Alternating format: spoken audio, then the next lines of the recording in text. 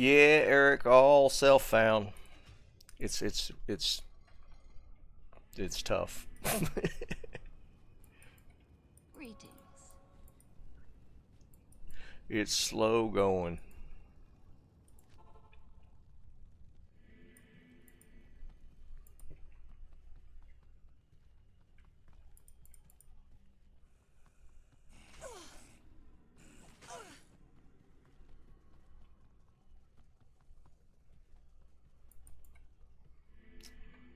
Bob, what's up, brother?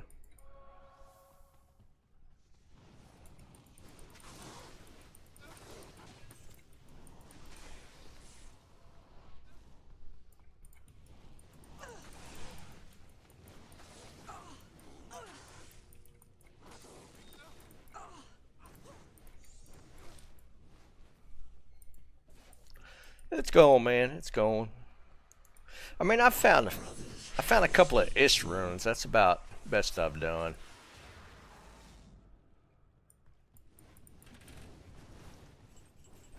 I'm hurting weapons wise. I need Titans to drop, so I'm gonna target farm it.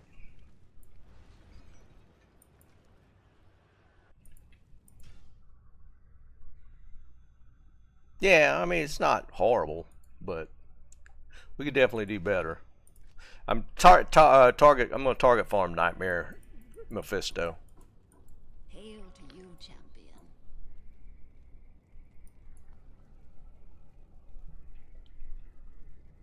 I heard knocking.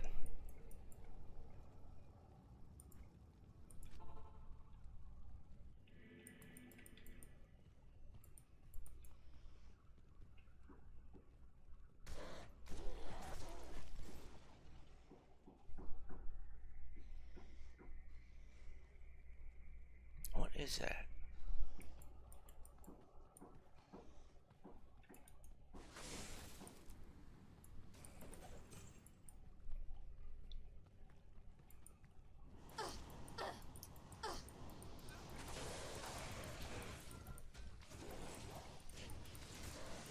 God almighty.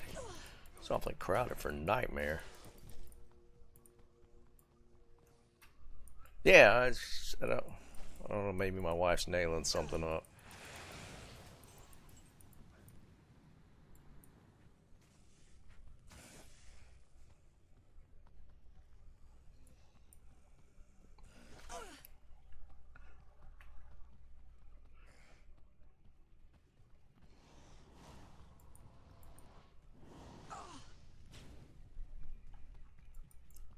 I mean, I'm level 86. I haven't even had a Monarch drop. I've been farming everything. I haven't even had a Monarch drop yet.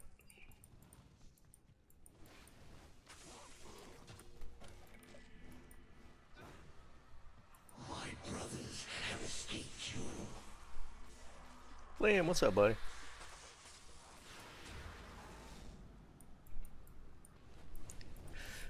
Nightmare Mephisto is the best area for Titans, or best target farm for Titans.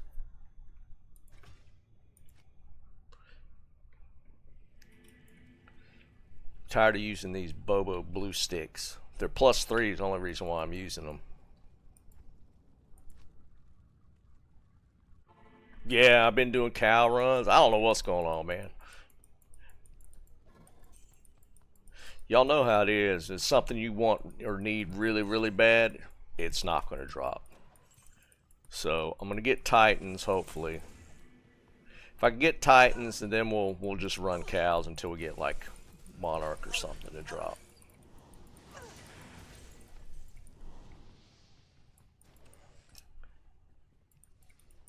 I mean, I haven't been completely skunked, but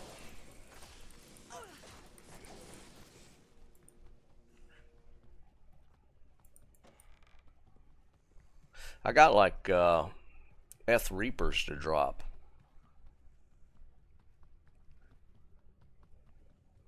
It's kind of crazy.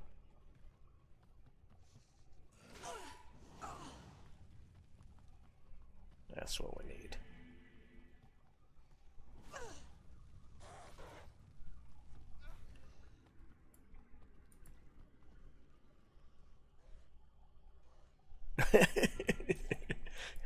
That's usually how it goes. I must have missed that one. I did hit. I hit night. I hit pits. I got a terror pits and then terror tower right after that. But I didn't get any drops. You're too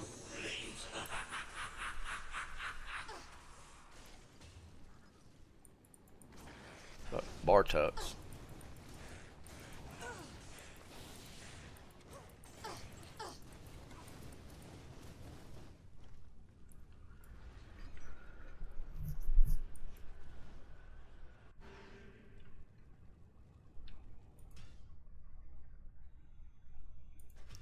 Yeah, it's crazy stuff, man. But that's the game, right? What do you I need? think Tal's not great, and I got 2 Sunders to drop, and they're both fire. Like I can't get what I need to drop.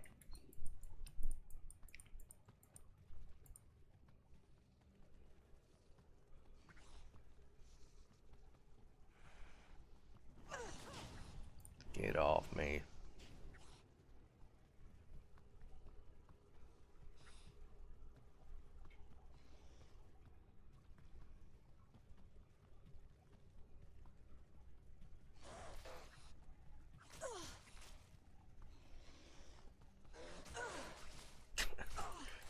Jesus.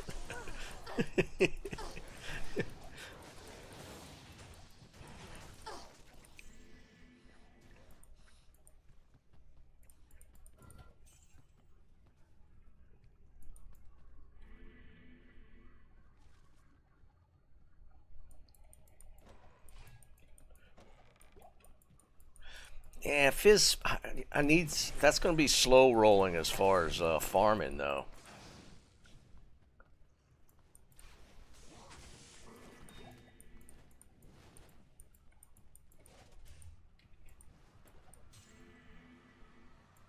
My brothers have escaped you.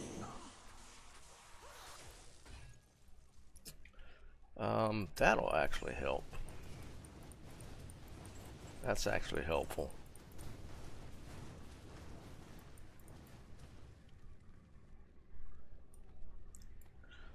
Nice, Liam.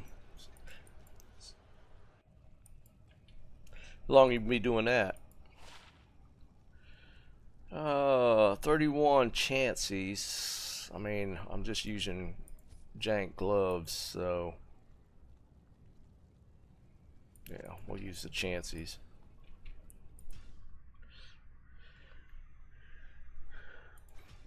I haven't even ID'd them. I didn't even bother. I just stuck them in the box too.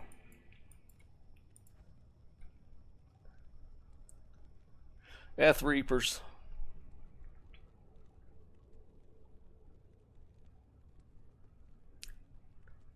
Only thing we'd care about on that's the ED, right? I think that's just about it. One night.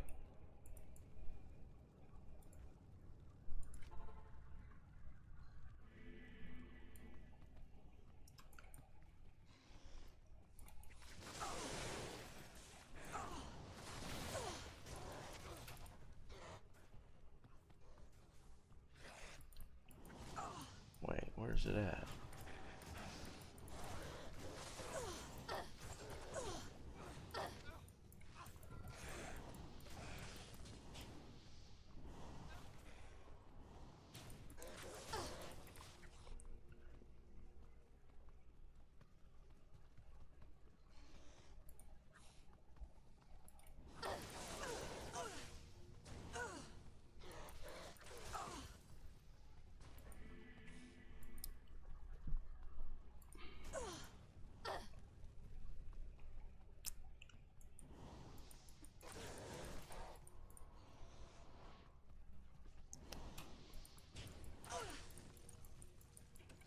Hell, I'd take some +3s with just replenish mods, so I don't have to constantly repair. It's annoying.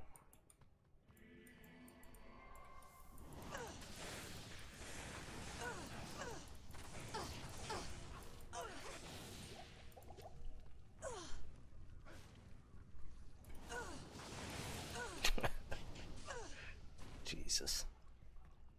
Seem to be a lot of density in these runs. It's kind of crazy.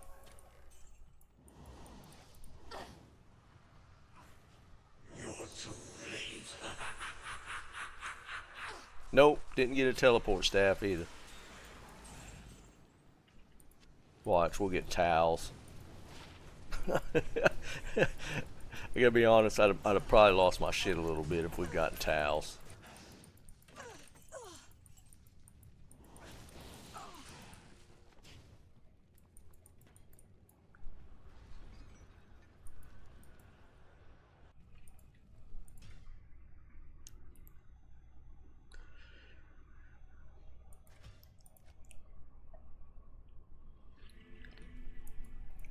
And I wasn't even gonna bother a damn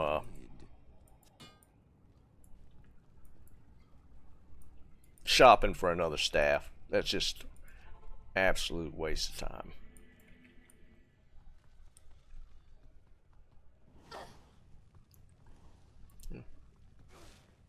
No.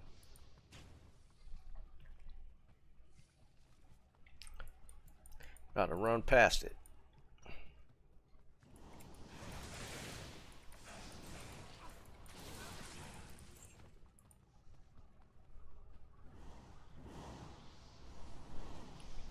For your Sork, of course, because you need it on your Sork.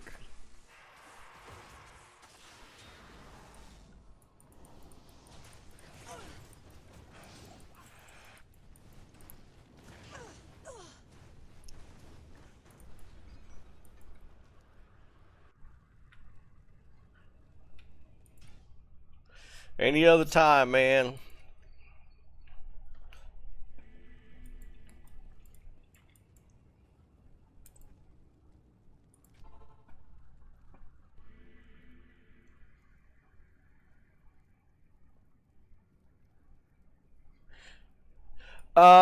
Eric, I'm thinking like I'll probably go back to PoE when the big update drops, because they got the big huge new character update, and I haven't seen it, but everybody's saying that they're going to reset. Maybe I just missed it. It's going to be a reset, new character, bunch of changes. So I'll probably go to PoE for that. I'll probably get, if I can get this character leveled up a little bit or geared up, I'll probably go back to Grail some. And then back to PoE. Because the PoE drops not till the 4th of April.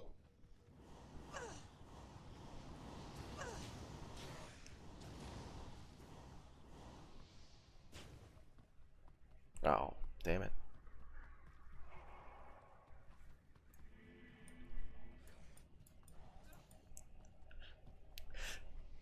I didn't know there was drama. I had heard that the last Epoch update or new season or whatever they're doing is like around the time of the PoE update, I think.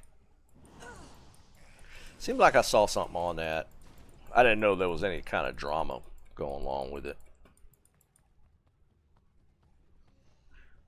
If there's any, it'd be like the last Epoch being kind of pissed off that the PoE update's dropping at the same time.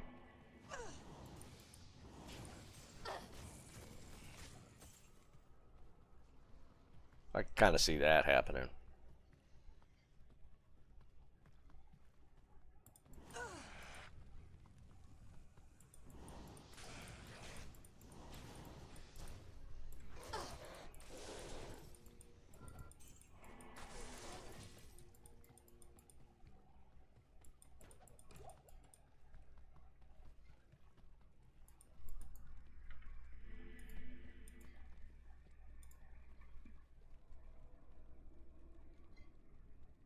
Some guy, what's up, bro?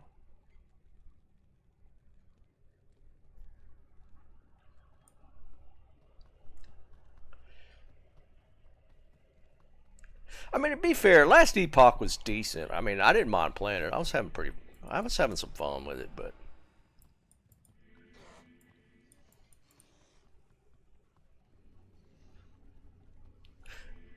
To me, it was just it was okay. It was a decent game, but it to me it didn't just pull me in like PoE has or how Diablo always has.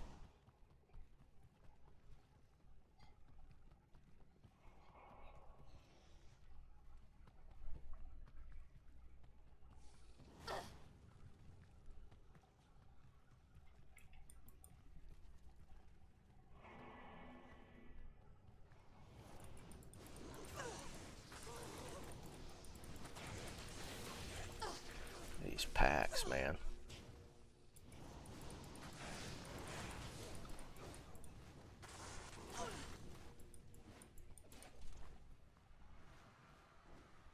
My brothers have escaped you.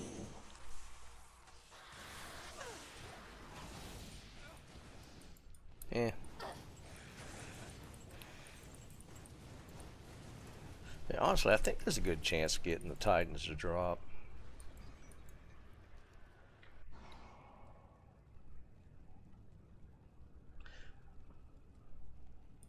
Cam, what's up, buddy? What's up, Waller?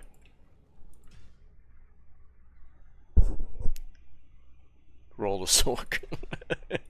I'm gonna need to. This Amazon's pissing me off, man.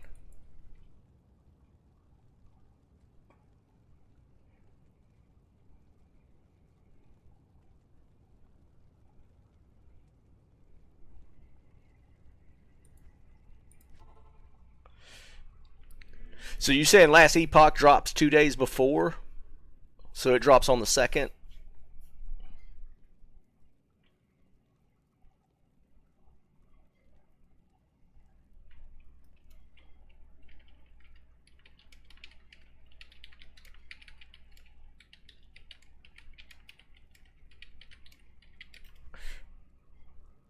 Somebody wanting something.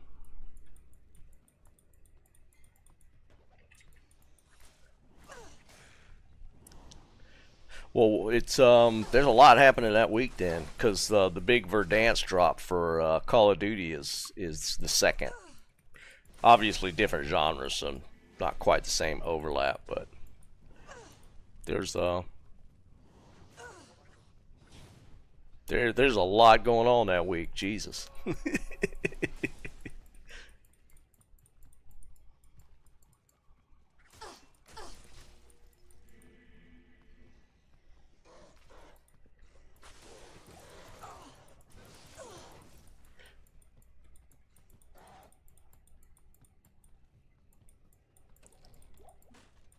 I am overburdened. Get off.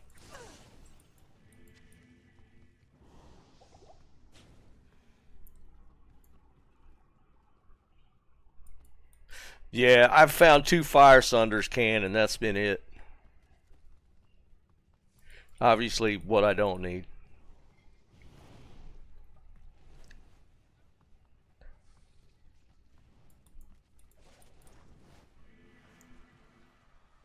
You're too late.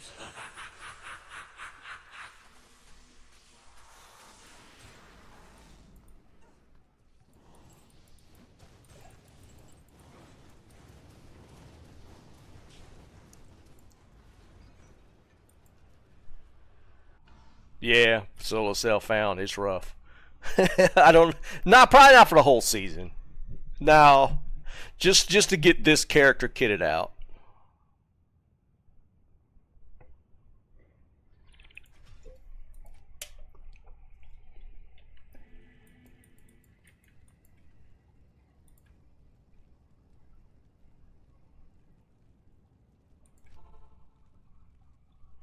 Anti-perfect cold. That sounds about right.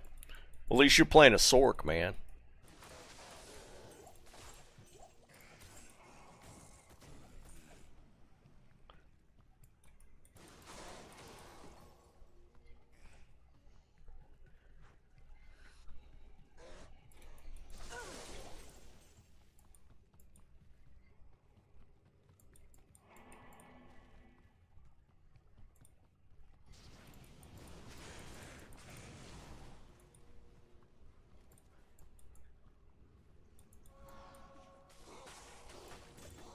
Look, another one.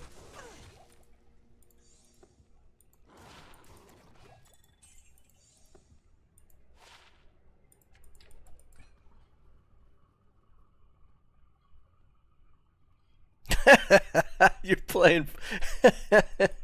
They're falling. They're dropping like rain for you, and you're playing foe. And you don't even use a sunder.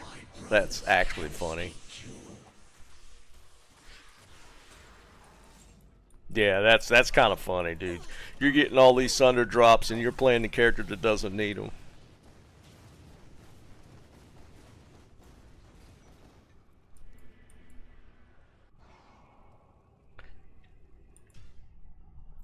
That's the problem. Can's stealing all the sunder drops.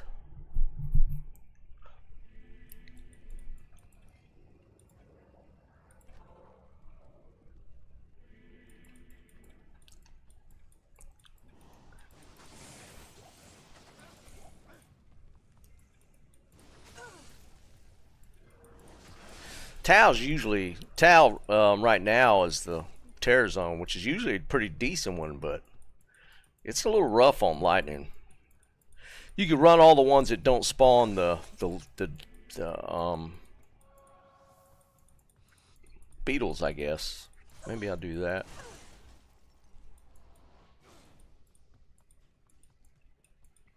I finally got a bulwark on my Merc. His survivability's gone up a pretty good bit.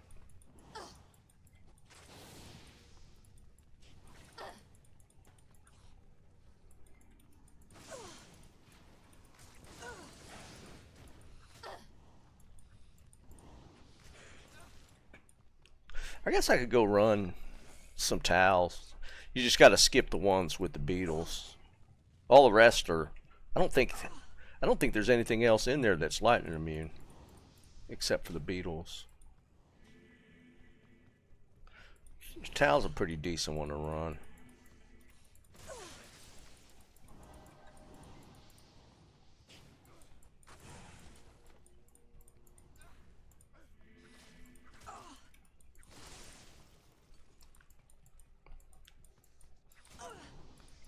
Just really need the Titans. These having a repair all the time sucks.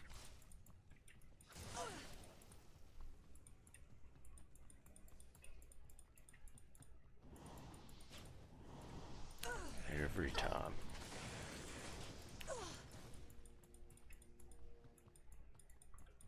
It's probably better than running this. I hate running Mephisto.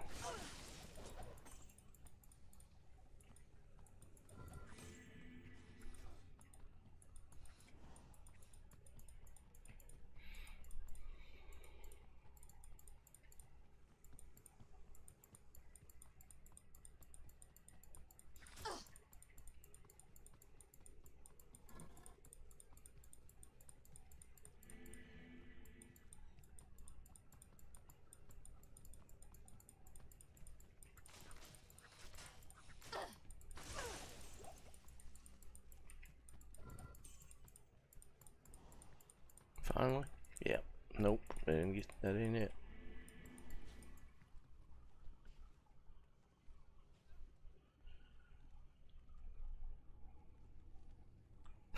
Fence off. Eric, you always trying to get me to play some janky shit, man.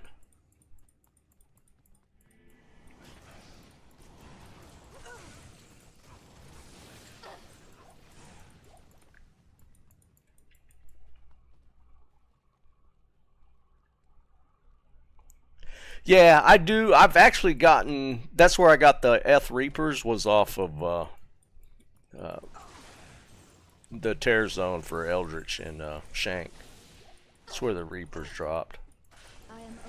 I just don't have much use for it. I still need Titans.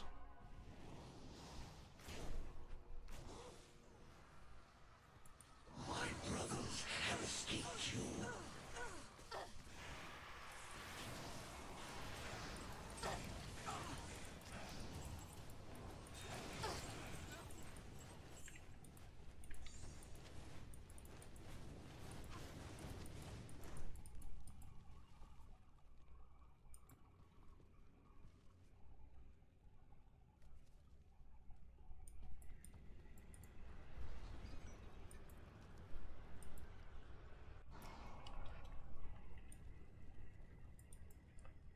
Alright, we'll go do...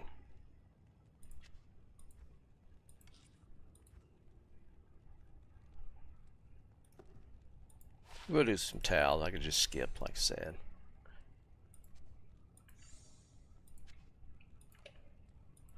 Just about jammed up on gems.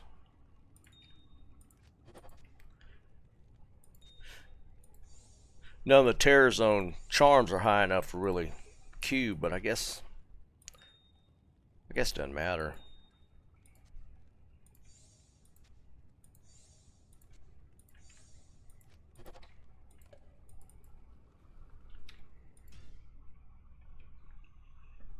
Alright, we'll try towels. Might as well repair. What can I do for you?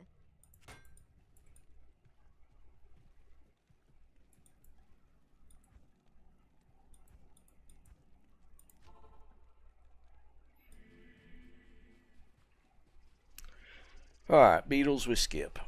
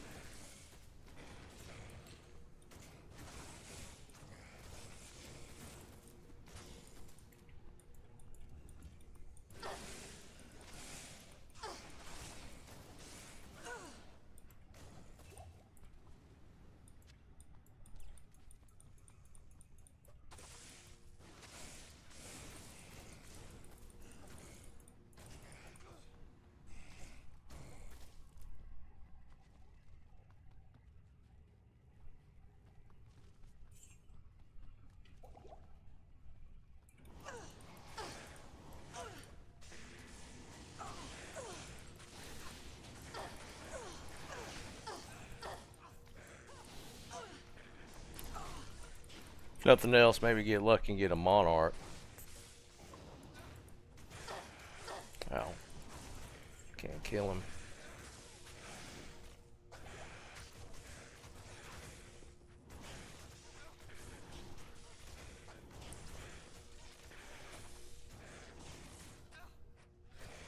Come on.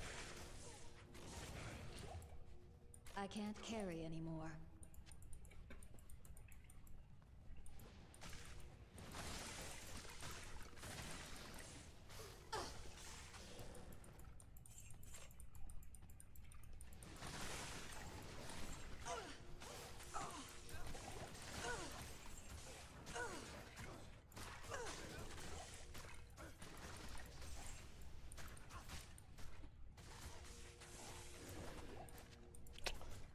That is one thing nice about running towels. Like each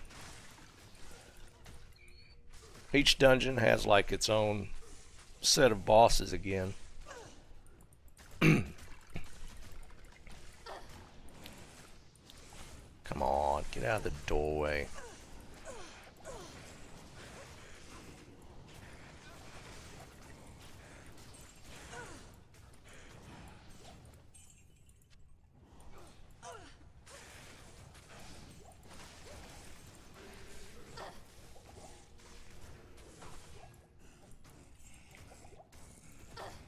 I am overburdened.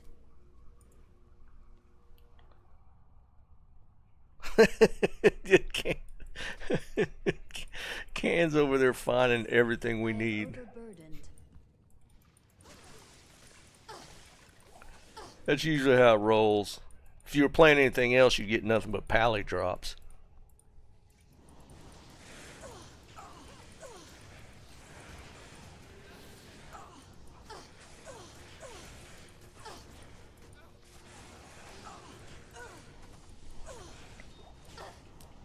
The hell?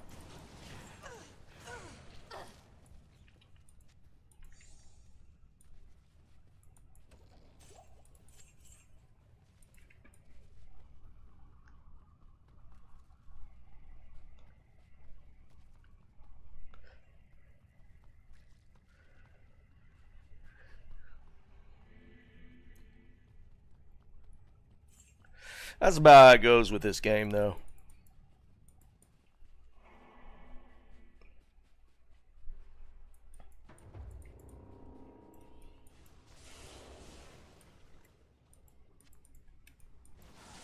I am overburdened. I can't carry anymore.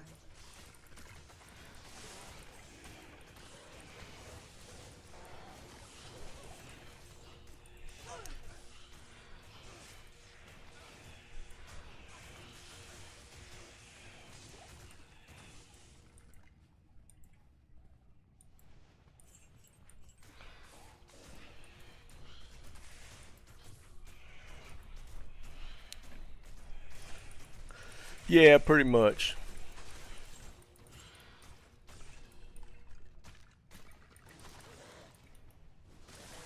Might have to repair soon.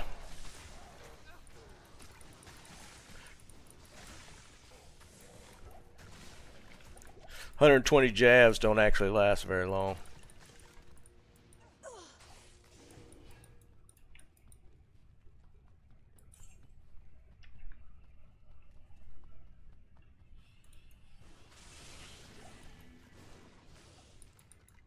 I am overburdened.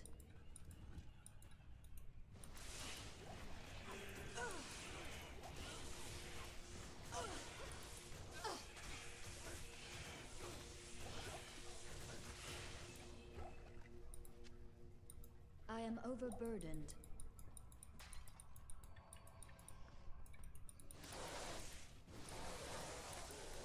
It's actually a pretty good farm.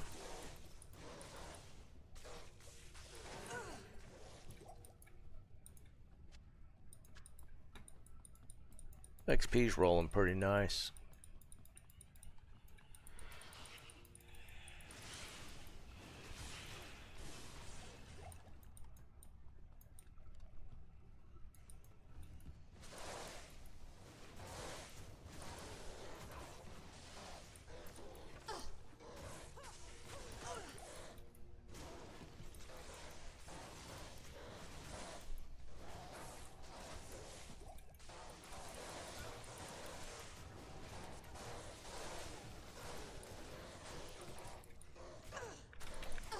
Whoa, didn't even see my life getting that low. Damn. Let him finish that one off, Jesus.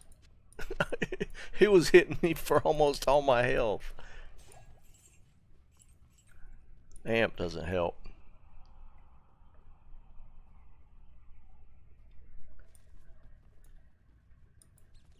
Well, I watch nothing. We're not going to be watching anything till next week. I am overburdened.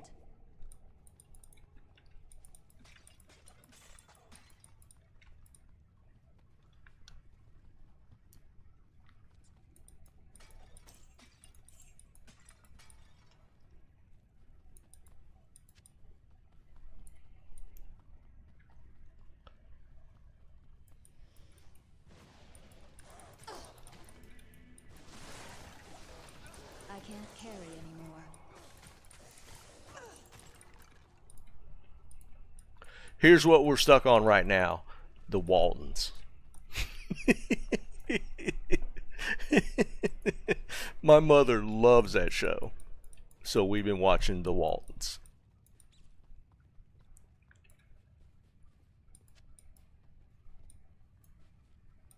I can't carry anymore.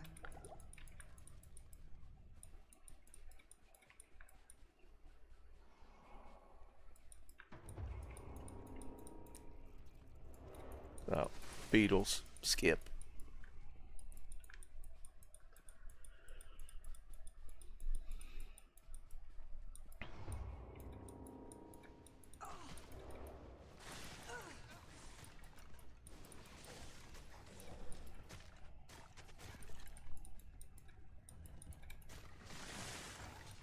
Oh, I'm sure he's got one by now.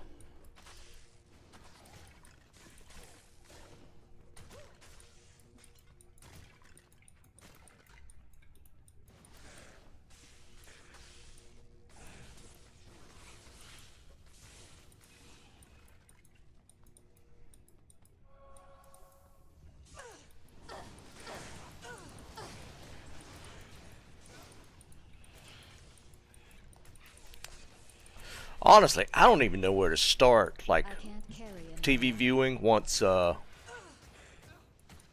my mother goes to my sister, I can't carry because I kind of wanted to watch that 1923 that's on right now. That I think it's all on. I remember seeing something about that. There was a couple other ones, some series that we were wanting to catch up on. Yeah, we had talked about Yellowstone. I'm debating because I had canceled Hulu because Hulu was just pissing me off, but all the good shows are there.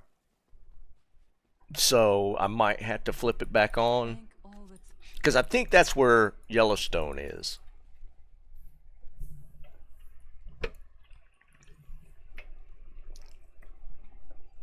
There's a few things on Hulu that I unfortunately might have to switch it back on. I hate Hulu just as a service.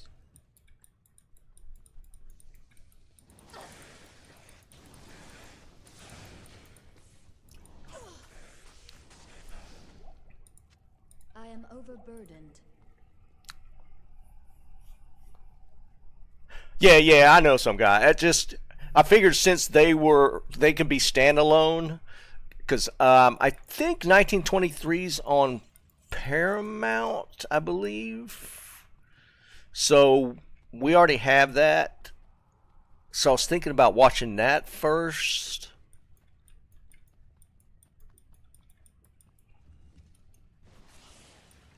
There's a few, like some OG series that we never watched. Like I never watched Parks and Rec, and that one's kind of on my radar. There's a few. There's so many. We'll probably have to get a refresher next week of the list of stuff. Jerry talked about like 15 different shows or movies.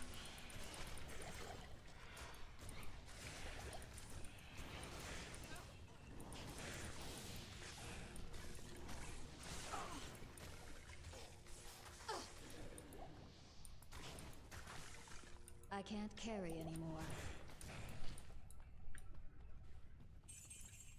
There's a lot. There's definitely a lot out there to catch up on.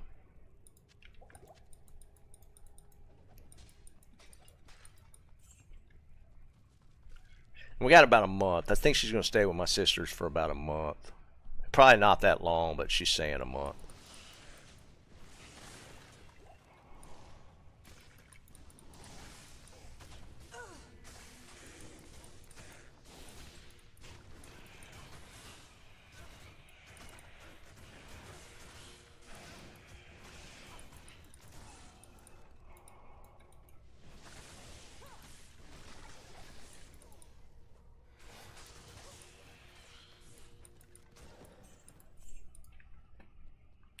Do you think Yellowstone's on Peacock, though? Because I swear I looked it up and it was on Hulu, but I could be wrong. There was a bunch of stuff I was looking up, and most of them were on Hulu.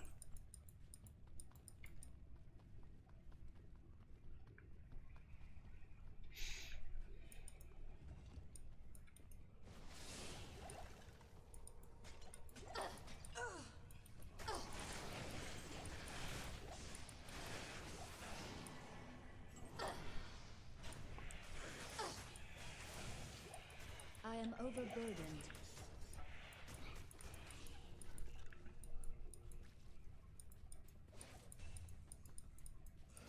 This is going to be Duriel.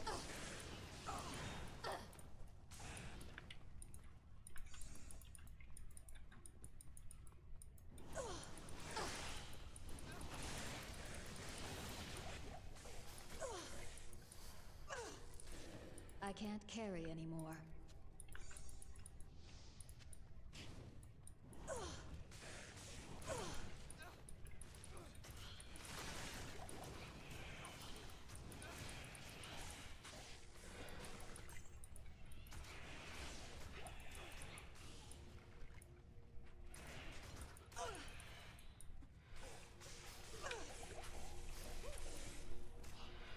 Says Peacock? Okay. I can't carry. I don't remember though. Is Peacock one of the paid services or one of the free streaming ones?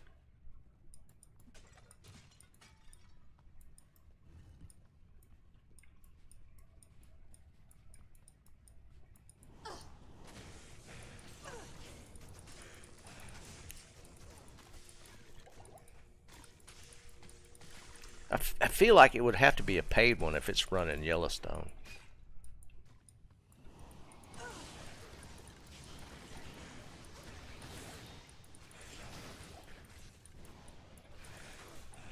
Wow, this is not the Duriel one.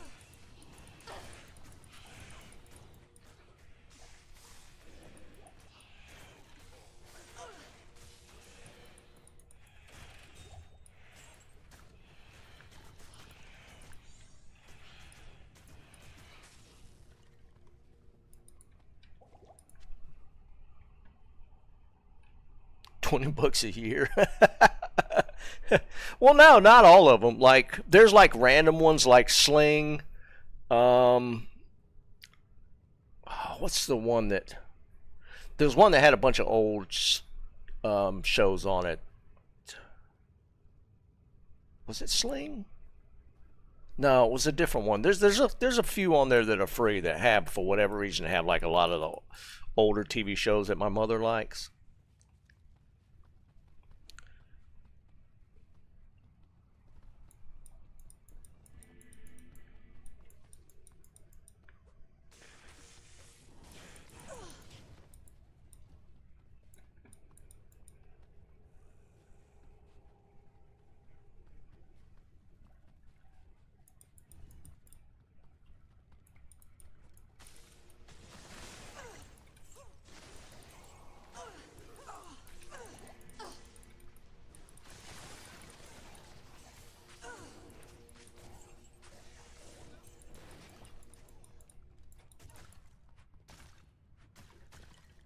I can't carry anymore.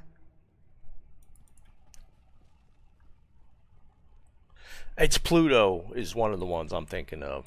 Pluto has like some of the older shows.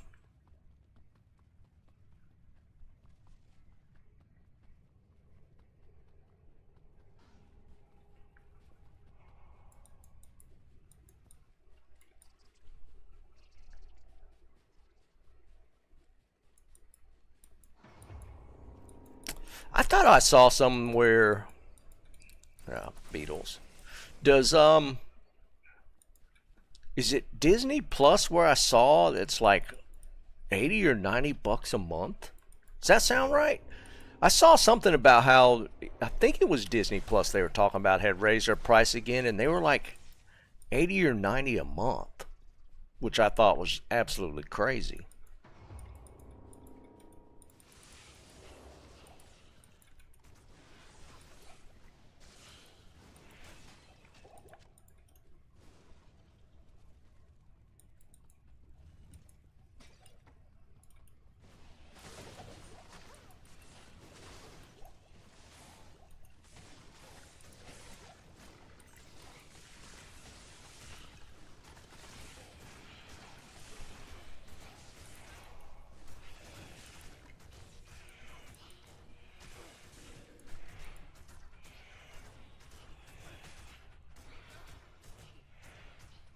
Maybe it was YouTube. It was an article or a video. Somebody put one out how it might have been YouTube actually. It was like shockingly high. I was surprised how high it was. I can't carry anymore.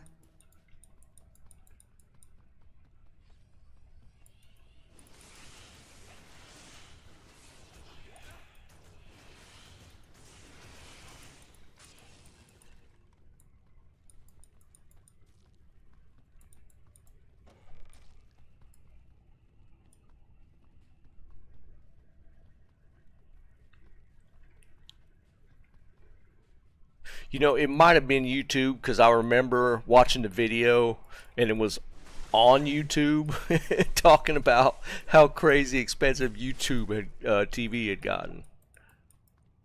And I was like, man, they're letting this rock.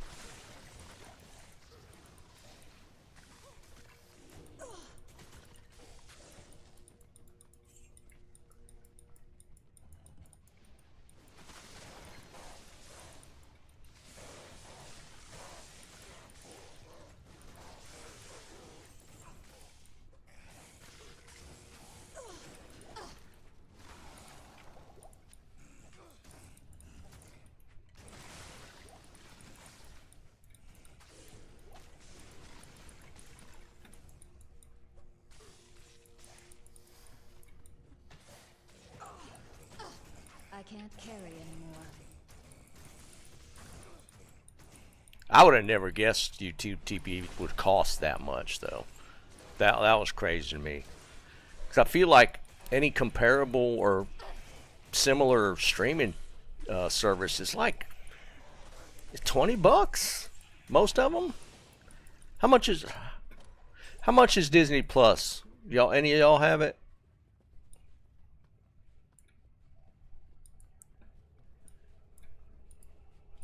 Well, yeah, that's true.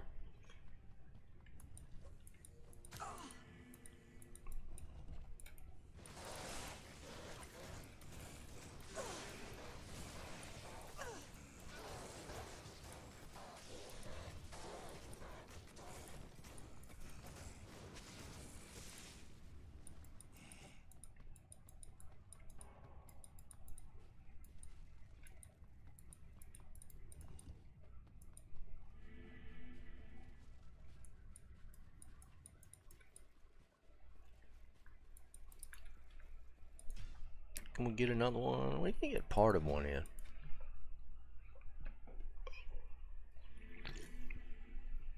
Nothing's cheap anymore. Now that I'm done. Gas has actually gone down a little bit here. Hello. Kind of surprised.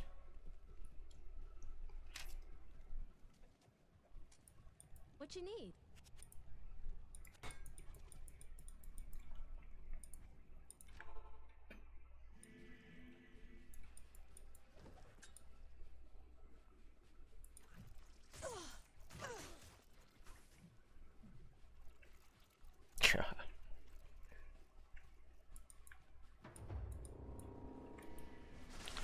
Beatles.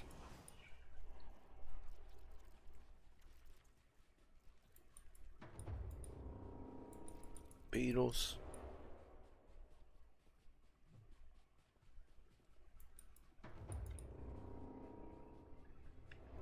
Beatles. What the hell?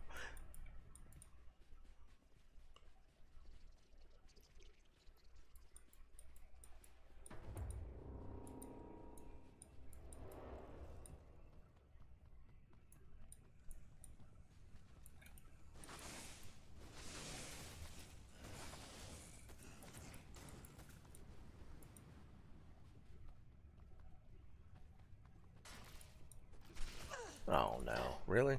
Somehow they trapped me in?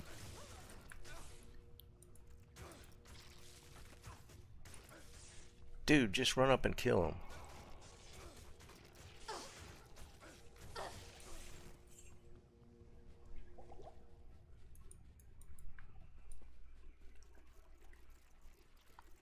Jesus, man.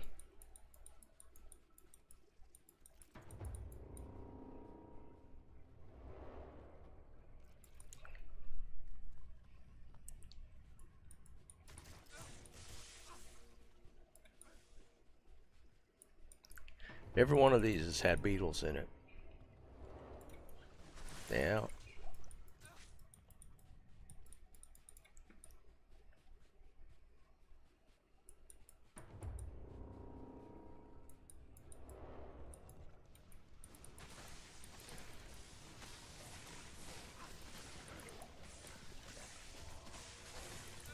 Now there's beetles in this one. We got them in every single one of them.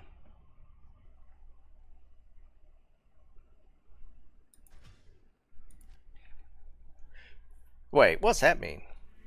How's your streaming services covered by partially by T-Mobile? Because we were actually thinking about switching. We had Verizon, and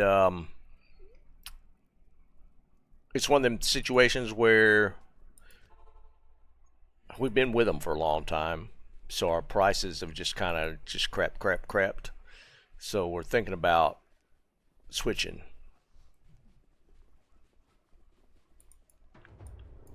To T-Mobile. We had talked about T-Mobile. I don't see how streaming services tie into your cell phone though. Cell phone plan.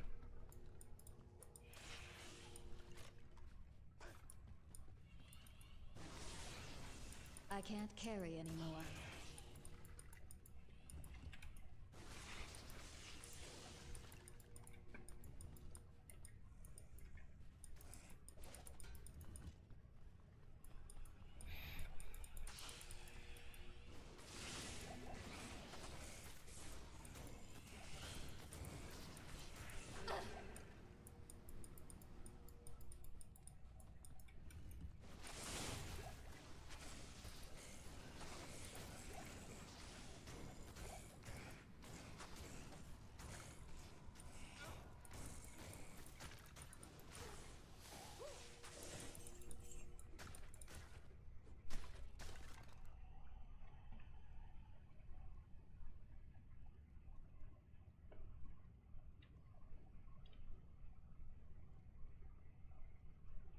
Huh. Maybe I just need to shop around a little bit. I've been like stuck in the Amazon Prime Netflix bubble for a long time. Might be time to just branch out of that.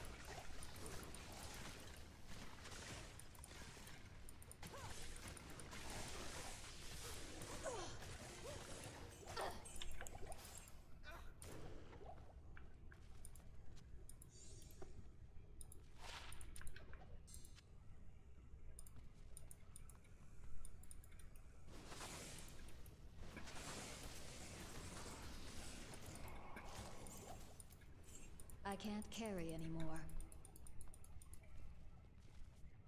Oh, that's interesting. Is that part of their basic package of stuff, Eric? You know? Is that just like part of what T-Mobile offers as part of their cell phone stuff? Yeah, I'm gonna have to look into that because I mean that's like one of those like tag along things that actually would save money because like Verizon doesn't have that for sure, 100%.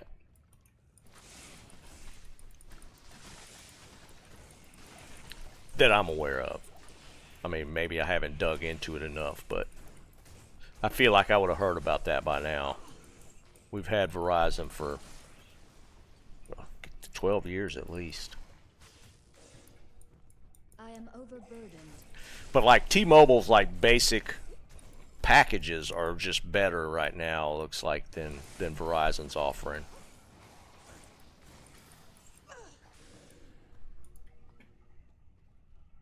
Free AAA. It's kind of chuckle about that, but you never know when that might come in handy, right?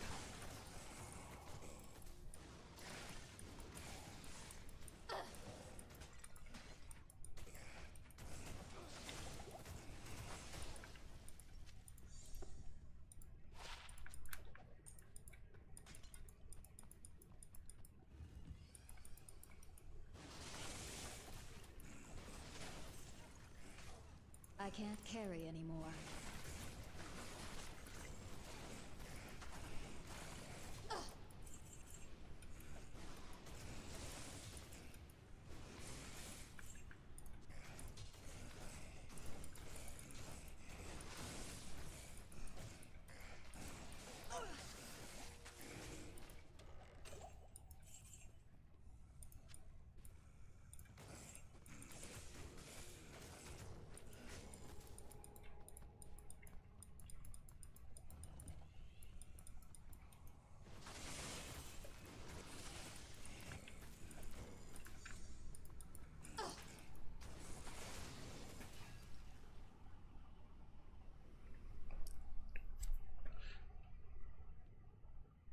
Jesus. That seems like that would normally be pretty expensive. Because Austin and Houston are not that close together, are they? It seems like that's pretty far apart. Because isn't Austin more central? Because Houston's on the coast. 3 hours? Honestly, that's closer than I thought it was.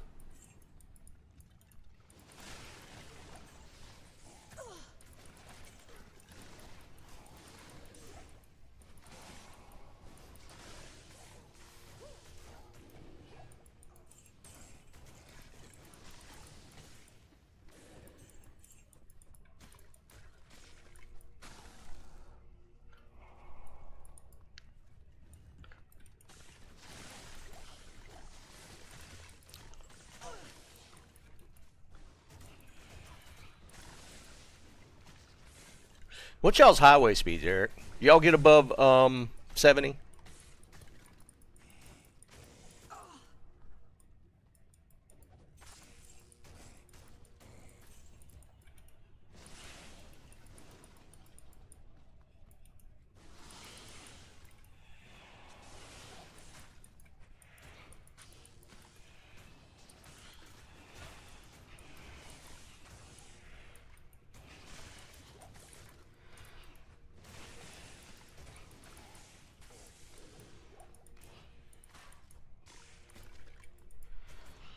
Yeah, like posted speed, right.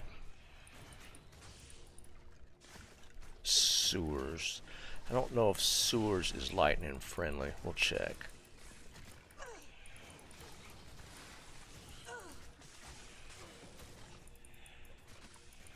I feel like it is.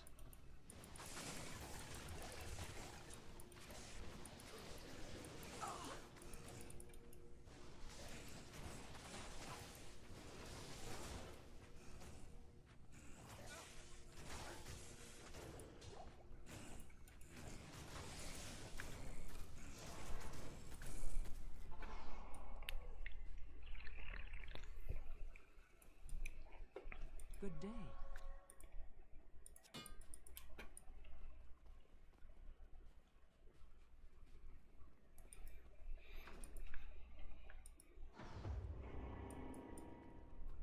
I don't remember if this is lightning.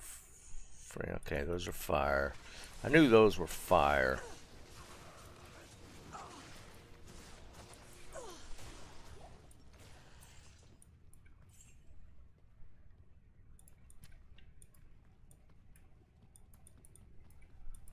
Fire.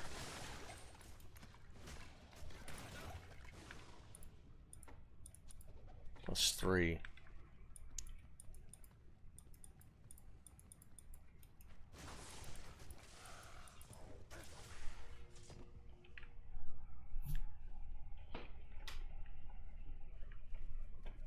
$85. That's actually kind of wild. But I mean, y'all are so wide open.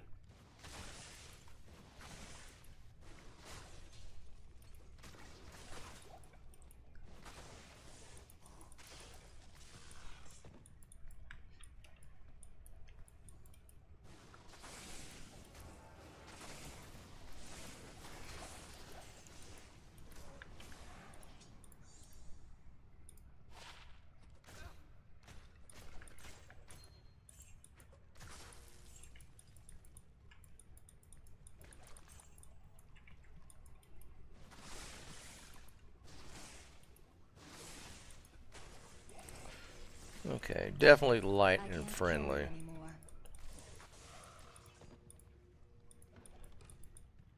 I think there's some lightning immunes just with Radaman. Radaman.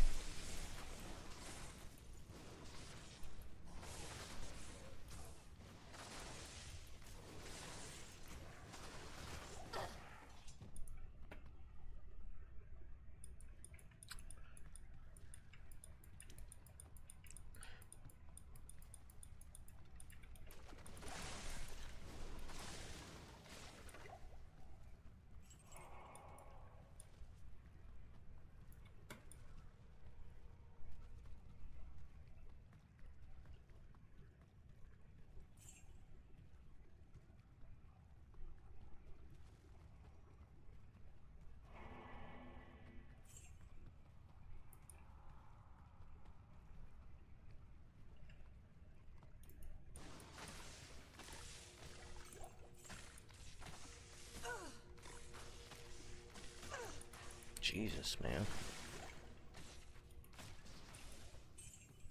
Where's my merc?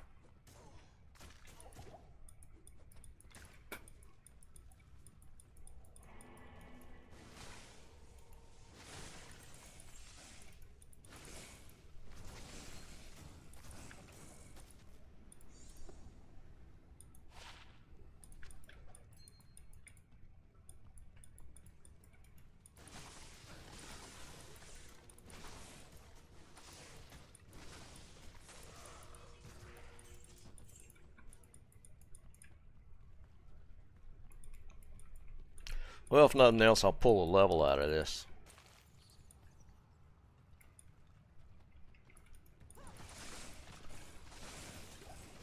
Well, the archers are not.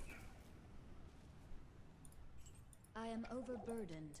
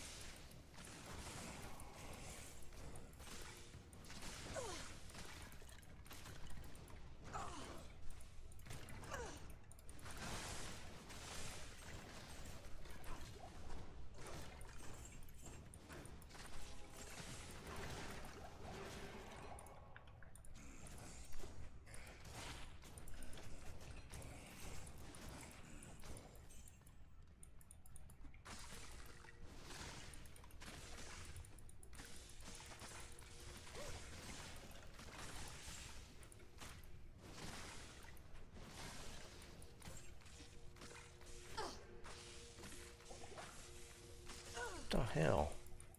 Dude, why are you over there?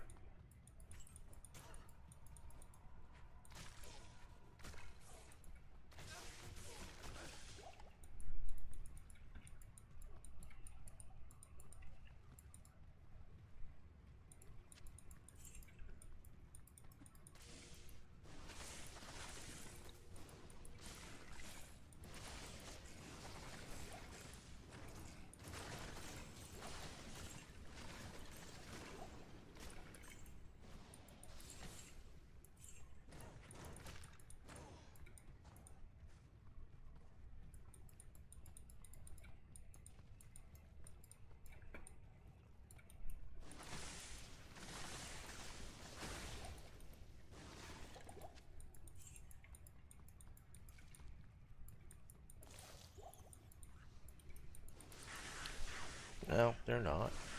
I was thinking maybe the throwers were, but they're not either. So we could pretty much run this.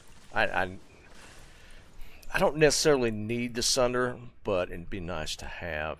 I need the weapon.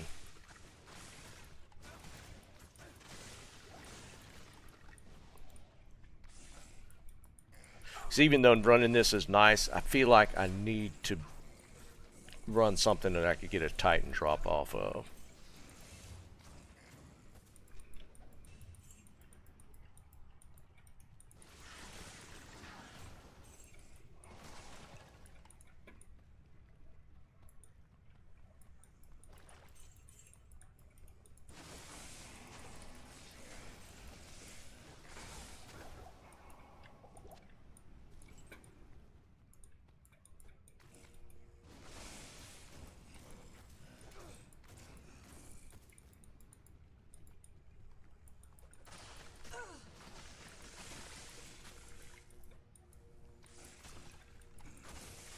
I can't carry anymore.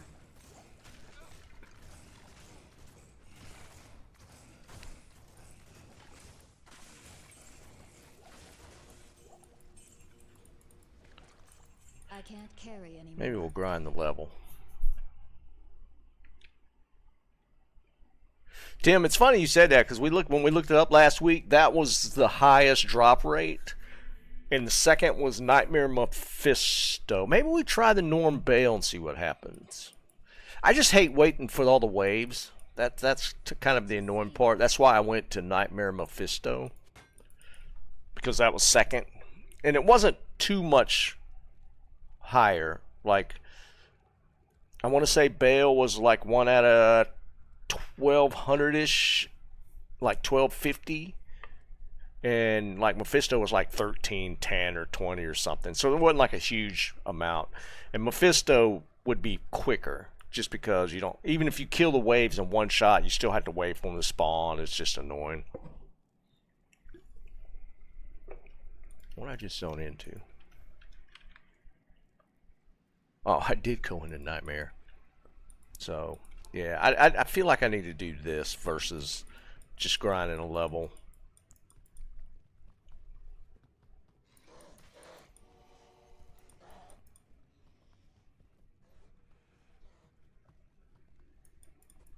But yeah, it is funny you say that, because that is the highest drop chance.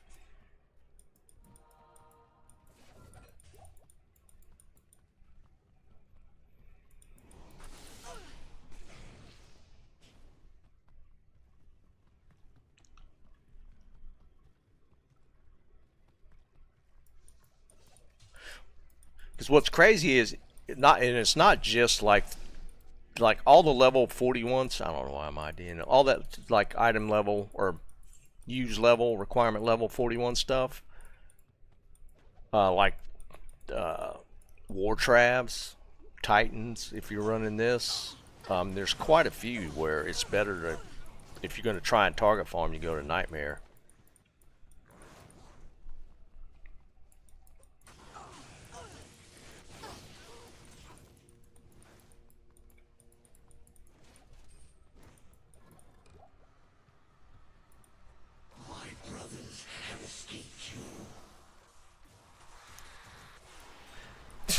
And then we get drops like that. And like Diablo's second. Let's time it. Let's do a Norm Bale run and see how long it takes. Because you got to run there and then kill the waves. I think overall we're adding minutes per run.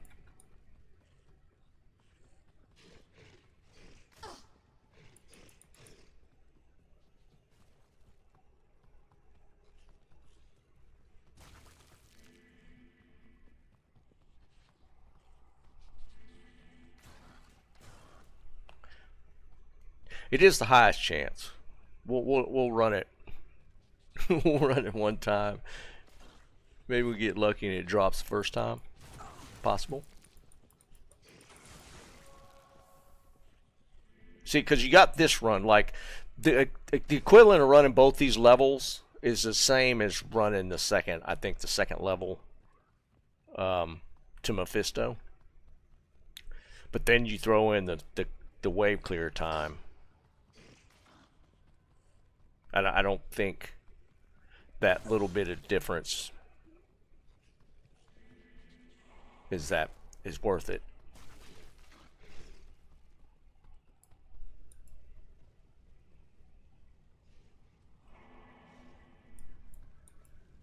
I couldn't imagine doing 100 runs.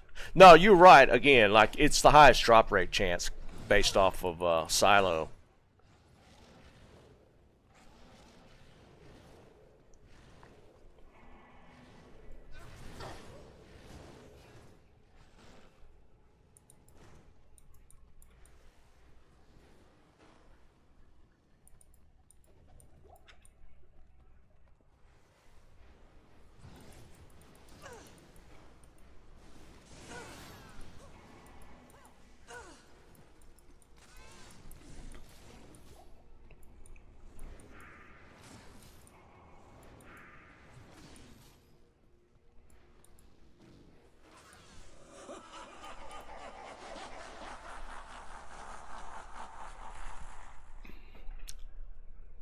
We're gonna get it on the first run.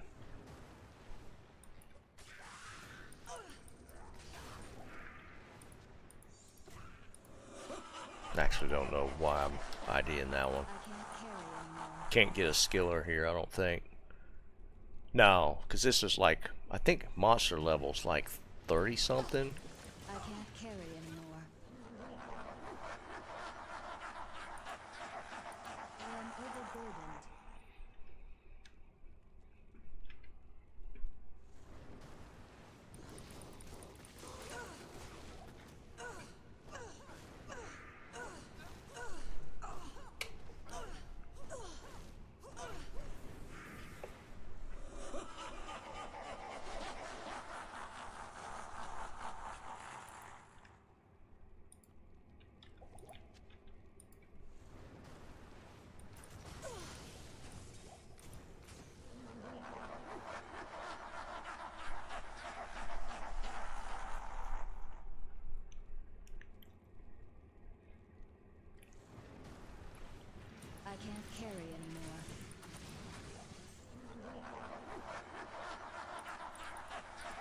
Alright, he's gonna drop it right here. Come on, let me in.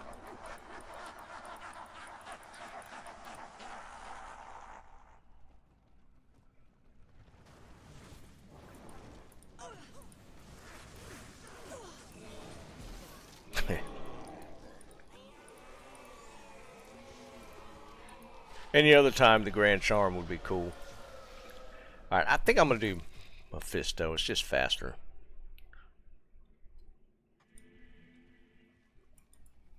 That wasn't horribly slow, though. I mean, that was not bad. So you can. Oh, boy. Did wrong mindset right there.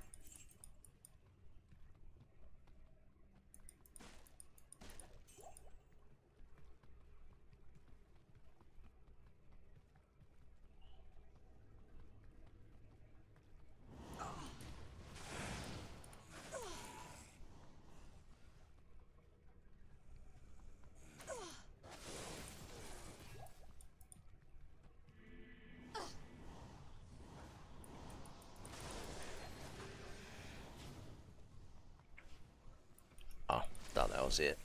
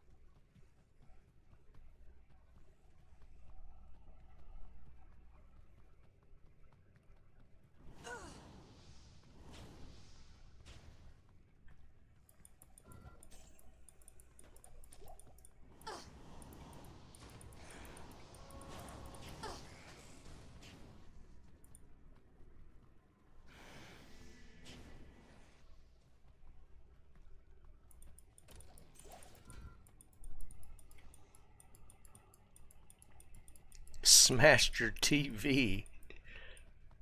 How's that even happen? Just like pushed it over or something? Or like hit it with something and smashed it?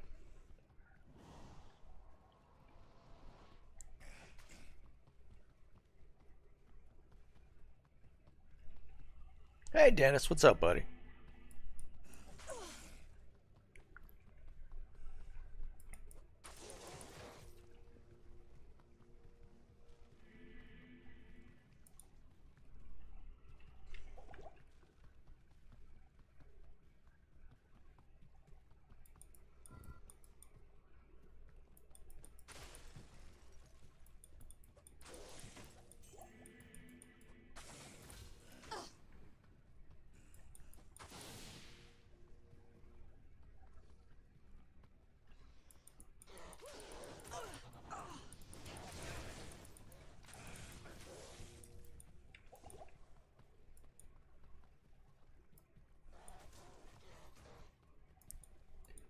Wait, how do we get over there?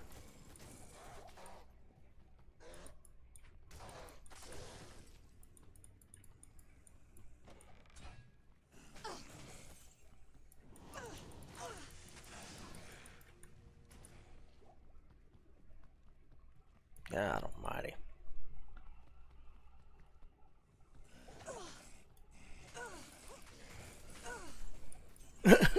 Oh, jeez.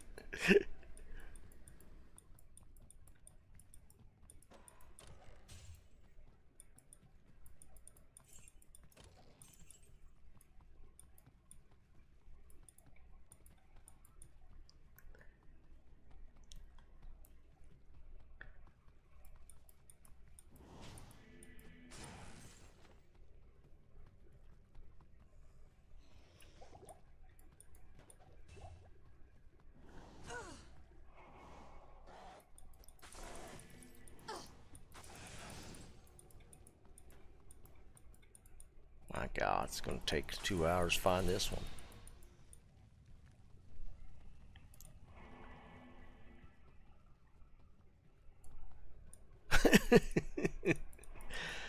Oh, kids, man.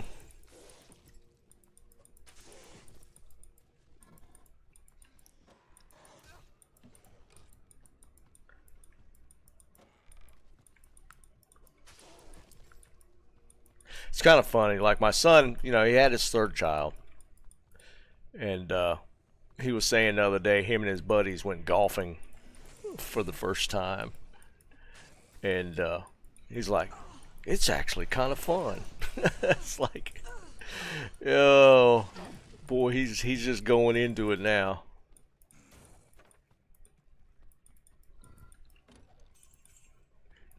What's funny is when he was younger, I tried to get him into golf. I bought him a set of clubs, took him with me, you know, tried to play or tried to get him into, you know, just swinging the club, hitting some balls. Never had any interest in it. Now it's like, it's actually kind of fun.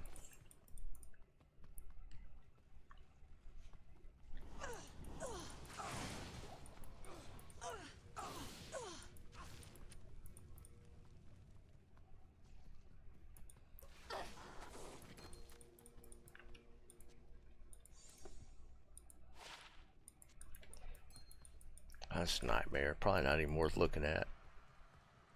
You're too late.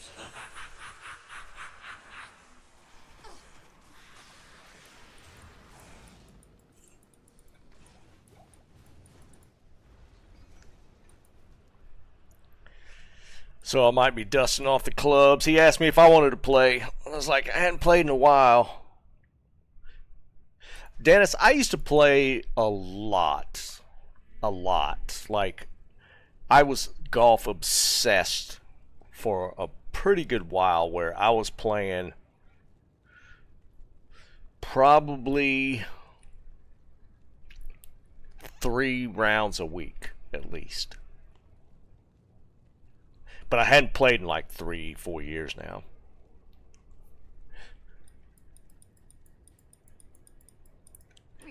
Well, Eric, he does have a slight advantage. Like he got 3 months paternity leave when the child was born. And the guys he worked with, they're all paramedics and they're all friends of his, and they work 12-hour shifts. But the way their shifts are laid out, they'll get a stretch of 5 days off.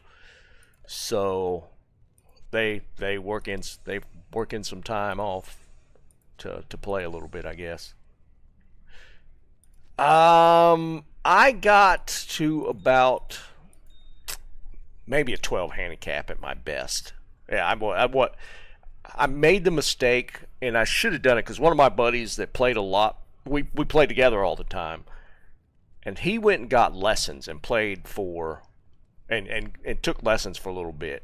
And his game dramatically increased over mine, and we probably started at about the same level. I should have at that point done the same thing. Yeah, Eric, no, 100%. With getting the 3 months off, and like I said, like they'll work like 3 days on, 3 days off, 4 on, 4 off, 5 on, 5 off. So on that, they work like 60 hours, but then they get 5 days off. They work a day in there where they play. I don't think they're playing that much. But he's got 3 months off now, so he ordered him a starter set off of Amazon. He got him a like $200-$300 set of clubs or something. So I gotta be honest though, I gotta check mine. My grips are probably dry rotted because I hadn't used them in a while. They've been in the garage, so I don't know. I'll probably have to check and see what kind of shape my clubs are in. Shouldn't be too bad, but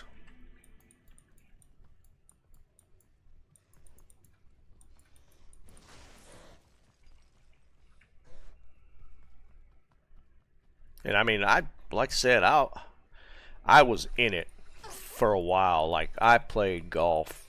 I was golf obsessed. Everything revolved around it.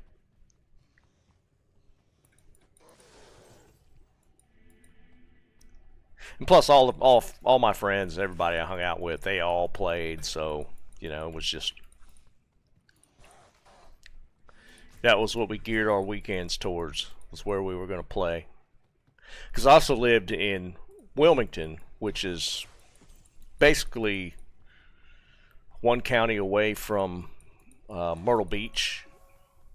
So within a 40-minute drive, I could hit 120-ish different courses. There was that many in our area.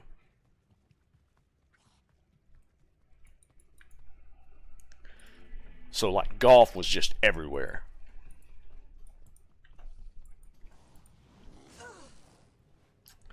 And what's funny is if you lived like a lot of those courses, there's a lot of tourists that come into those courses, but they have a locals rate. And if you're, you know, if you're from the area, you get like steeply discounted pricing. Like a normal $100, $120 course in Myrtle Beach, we could play for $30.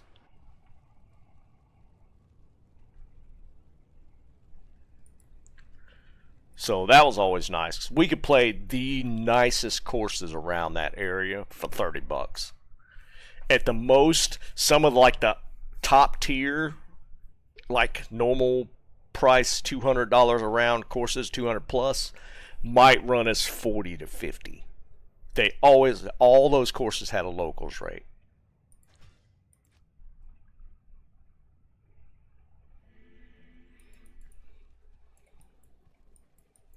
Yes? And I'm not exaggerating. 100 plus courses within maybe an hour at the most. Wait, am I in? Yeah, I'm in hell. Dennis, it doesn't matter how bad you are, to be perfectly honest, man. I mean, especially if you're golfing with the boys, like your buddies or friends. It's just about getting out there and swinging at the ball, man, and just being guys, right? That's half the experience going out to play golf, man. Eric, dude, I hate playing courses with the houses right on the course. We tended to stay away from those. I don't. It gets in your head a little bit. It's like water. Like water always, like if water's down the left, you'll aim further right and you'll still duck hook it into the left. It gets in your head. Houses are the same way to me. Like there's a course we used to play and it didn't have a lot of houses on it. Like not every hole, but some holes would have like houses pretty close. And there was one course we played, hey Mehmet, like hole 10, there was a row of condos down the right side. Just all the way down the right side.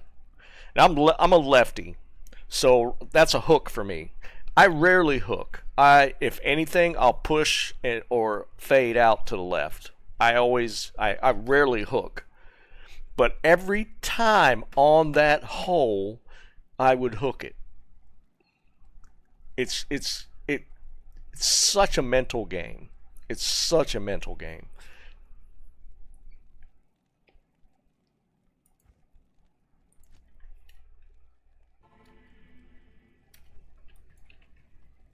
I am not right. Yeah.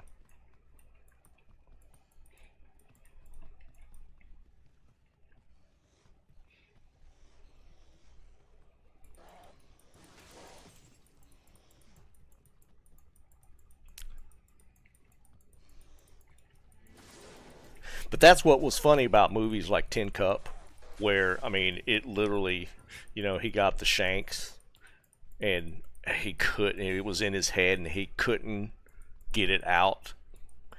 And they were going through all these weird contraptions just to get away from it.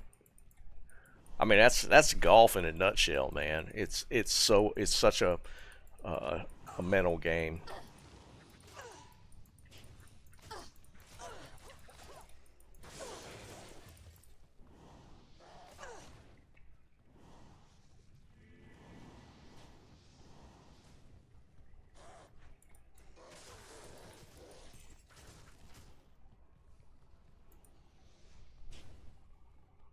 Blue, what's up, brother?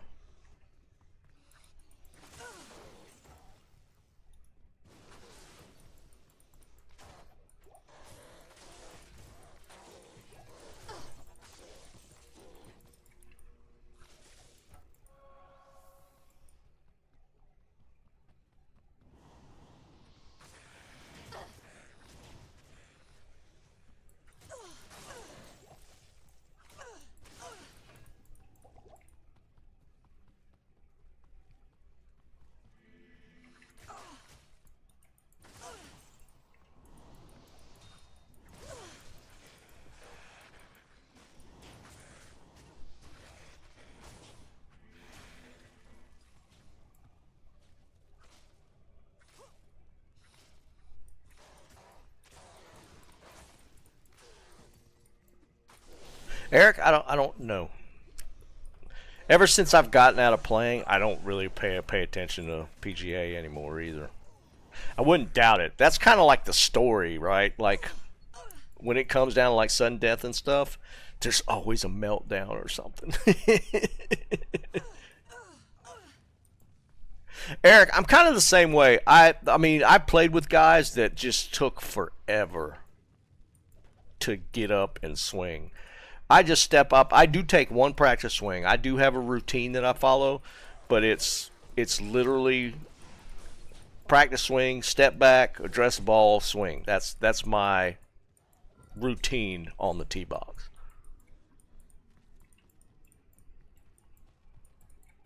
You know, talk about envisioning your shot, picturing where your shot's going to go, and you probably should do that to an extent. I don't do it at all. I just kind of look where I want to aim, take a practice swing, step back in, and rip it. That's my pattern.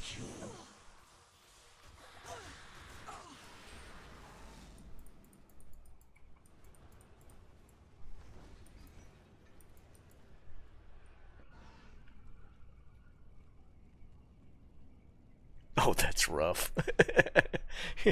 And you think about that too, right? Especially if it's in a sudden death circumstance.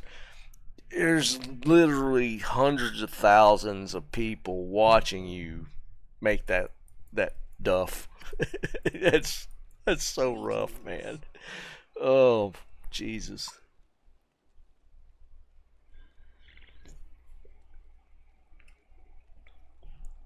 Did it talk? What you talking about? You put a video? You did a video?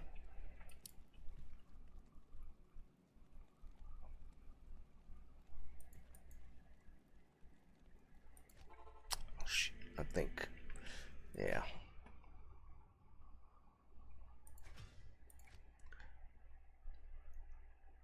And I mean, I'm sure you've felt it when you get on the first tee box and there's a crowd waiting.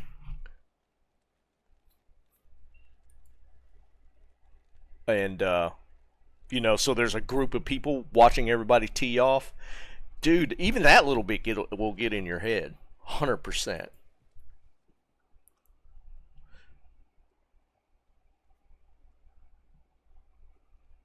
Just talking blue, or was it like a podcast format where you were in a podcast, or was it just like on a Discord? You're talking on Discord with them.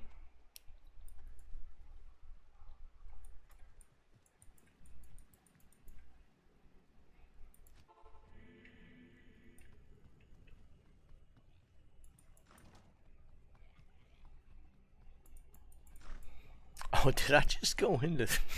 What am I doing? I just get on autopilot on Discord. Whose podcast?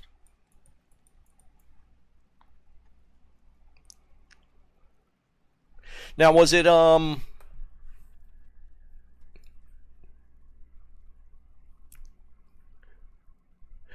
like set up for you to come in and do it? Or is it one of them things where they just open it up to, I guess, like audience or whatever, and you can be pulled in?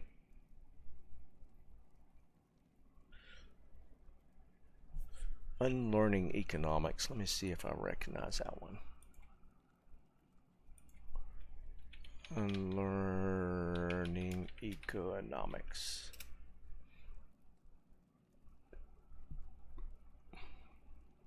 Well, they have a live. Is that their podcast channel?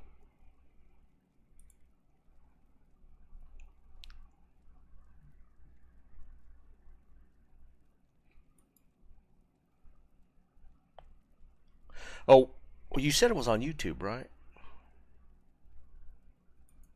Hold on. Hello, everybody. Shh. I don't see anything recent. Hello, everybody. Oh my God, stop.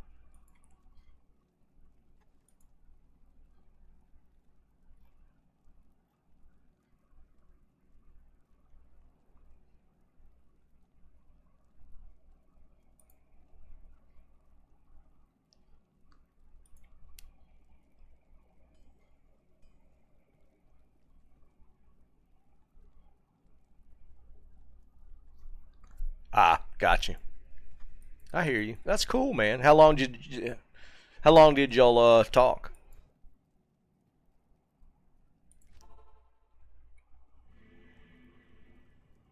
Under playlist? Okay. I'll check it out. I got his channel pulled up. Y'all talked for that long, or is that long how long the podcast was?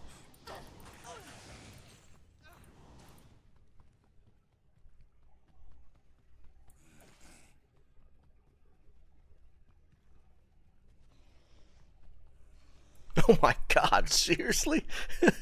Jesus, man. That's a really long time.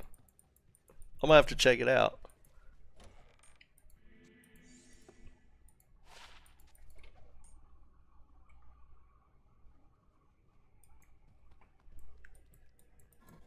That's cool. That's cool.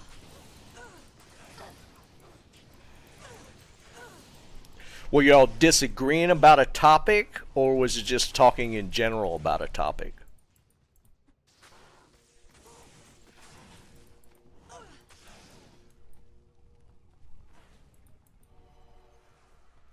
My brothers have escaped you.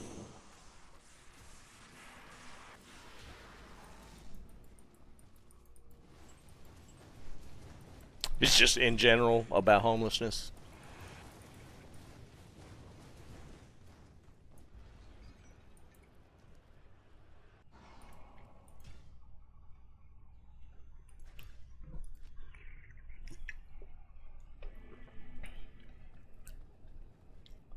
What do you mean? I don't know that I don't know if I agree with that, Eric. I think here's what I'll say. I think normal people can find points of agreement. I think that it's just that there's vocally on social media so many people on the far ends of things that you just will never think there's ever going to be an agreement. But I think most people can find a point of agreement about what any topic just about. It's just that you know the examples out there are always the extremes. They always get the most noise.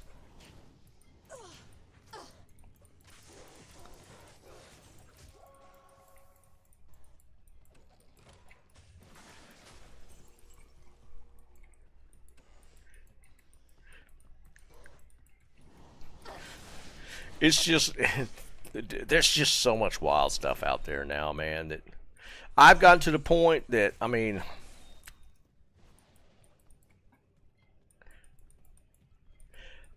like on Twitter, I would never block anybody because, you know, whether I agree with them or not, you know, I kind of would like to gauge the temperature of how other people are thinking. But it's gotten to the point where people say such wild stuff, and it's on both sides. Just say so much crazy stuff that if I see somebody just post something that's just, man, that's just wild, I just block them because I just don't want to hear their opinion anymore, because they're going to be those just extreme rhetoric nutcases that just I think one of the worst things that happened on Twitter was Elon allowing for monetization of different, I guess, channels. Allowing for monetization, people just start saying outrageous stuff for clicks and engagement. And I just think that was just, it just doesn't work.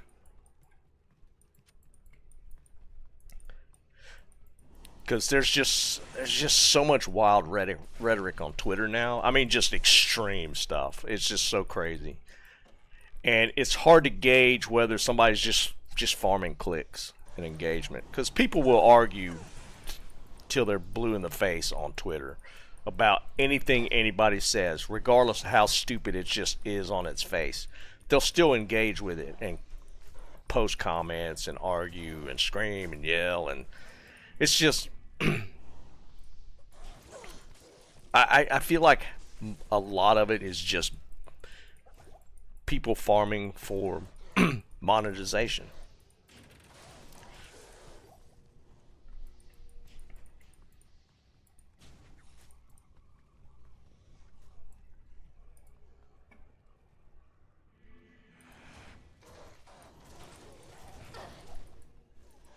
No, it don't matter what you present. It doesn't. I tried that a little bit, and it's crazy.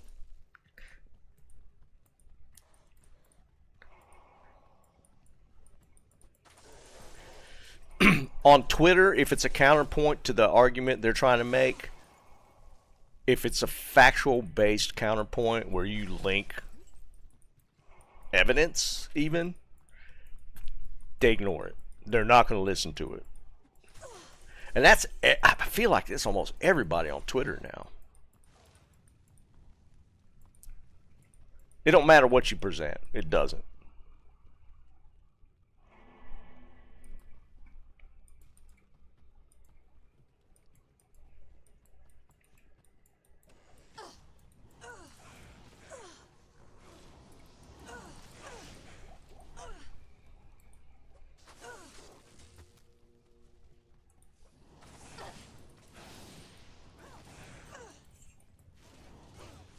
Because it doesn't matter what the argument's about.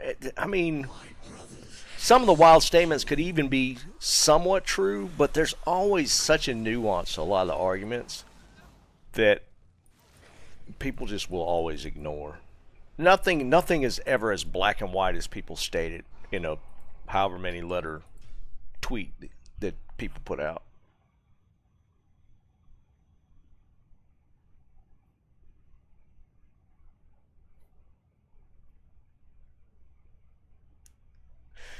Dennis, that's why I just started block. If somebody throws out just like some wild statement, I just immediately block it. I just don't. It's just I don't want to hear it. I don't want it on my feed. I feel like they're just farming for engagement, and it's not worth seeing it. So I just block it. And I used to not block anybody. I used to even, well, it didn't matter which side of the aisle they were on. I left it because you could kind of gauge sentiment a little bit. I don't think you can do that on Twitter now. It's just out the window.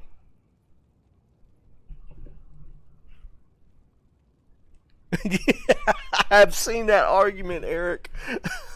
I did. I have seen that argument. Oh my God. If you didn't have a profile pic, you're like a Russian bot or something. It's so funny, man.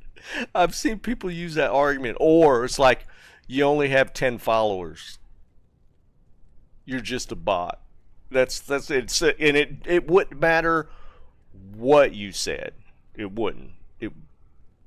It wouldn't matter. If it was counterpoint to an argument, that's going to be the comeback. It's crazy. So I just like it's not even worth bothering with people like that.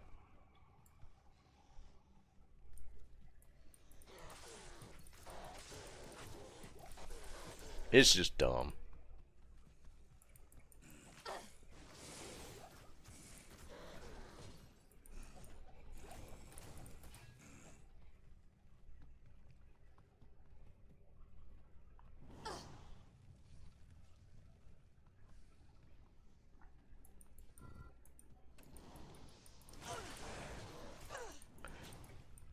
I don't know if it's a new feature, but it's actually a pretty cool one. I don't know if it was recently implemented. I just started seeing people use it a lot. If somebody tweets something, you can literally ask Grok to ask, is this statement real? And Grok will respond with an answer. And you literally just have to go at Grok, is this real? And it will run an analysis on whatever somebody stated and respond to it. It's hilarious. I've seen people use that a lot here lately.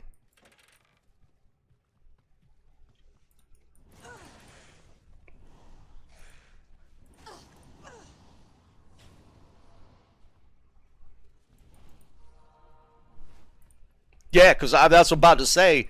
I've even seen it used against Elon and like refute what he might be saying.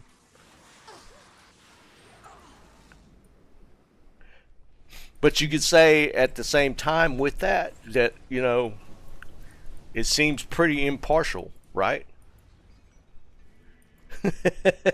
Right? I mean, because it's on his platform and it's being used against some of the stuff he says.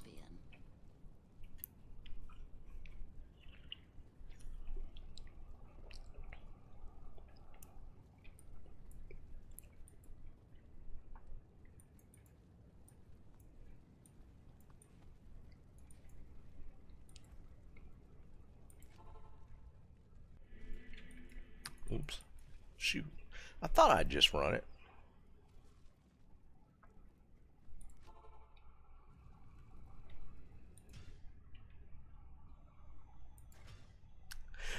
And somebody was referencing a different one too. Apparently you could do that with... Apparently there's 2 AIs that I've seen used on Twitter directly. I seen somebody referencing a different one that was doing basically the same thing as Grok was. I don't remember what the name of that one was, but it looked like the response looked like an AI response.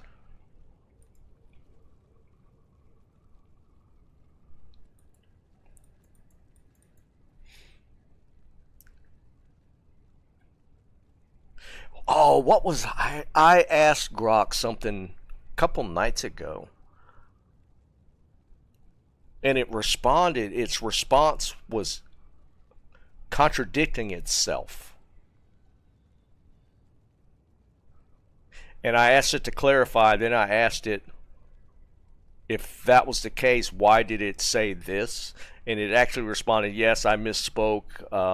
I needed to word myself better, that it was not the correct response to answer with this, and I should have used this. And I was like, okay, that's actually kind of cool. But if you didn't know, well, I take that back. I feel like, what did I ask it?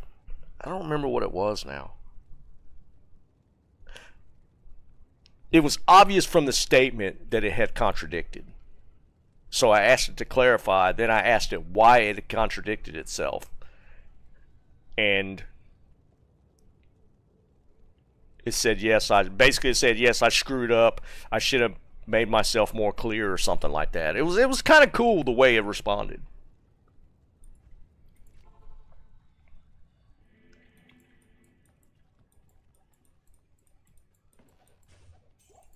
I can't carry anymore.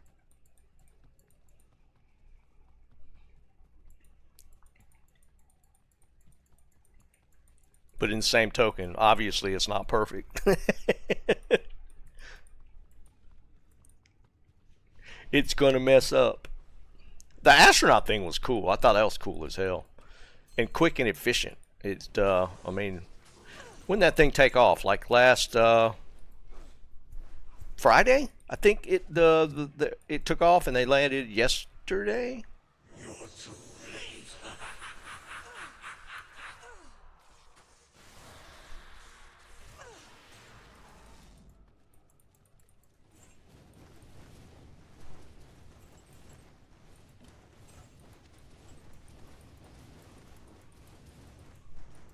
late. That's true, Eric.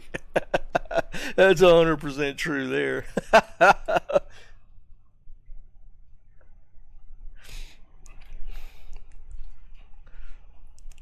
What do you mean before he took credit? He had credit the whole time. I mean, it was SpaceX the whole time. The mission was planned, I think it was September of last year was when it was put on the schedule or something. I don't remember when that was. It wasn't like something that they spur of the moment did. That mission had been planned for since September, I think.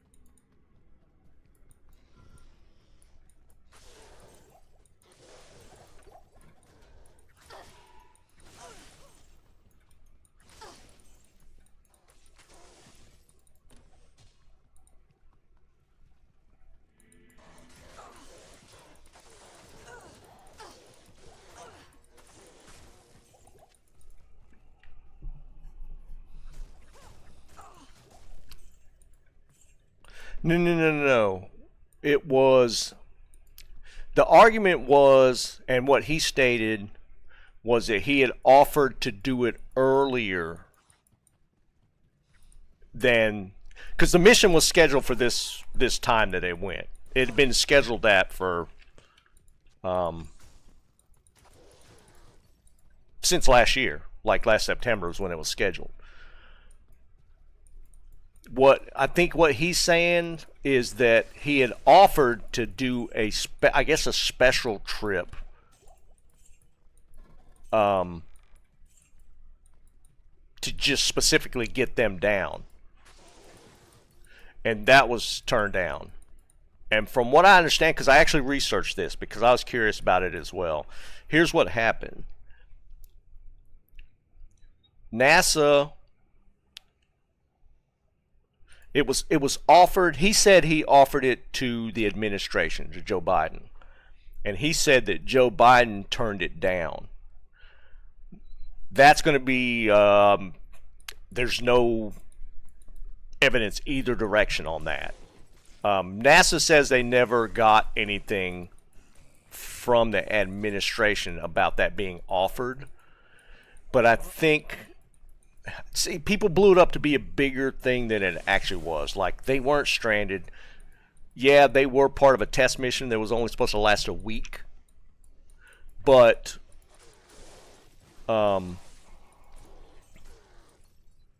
they just, since they weren't going to use the Boeing system to bring them back because of safety concerns, they put them on the space station as, you know, part of the team for however long. Now, they were up there longer than, I think the longest was like a year. I think the record was like somebody staying there for a year, because they don't like them to be up there for that long just because of the physical effects to the astronauts. And they were there for what, 9 months, I think? But the whole argument was he offered it, Biden turned it down for political reasons.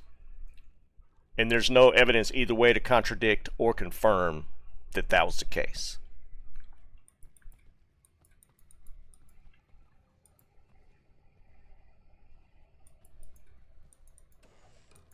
Is Starliner the Boeing one? That's the Boeing one you're talking about, right?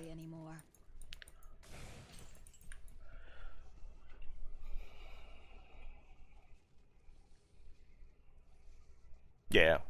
I don't know what they did with that. I'm assuming it's still docked because they couldn't use it for the return trip. I don't know what they do with that at this point. Just ditch it, let it float away.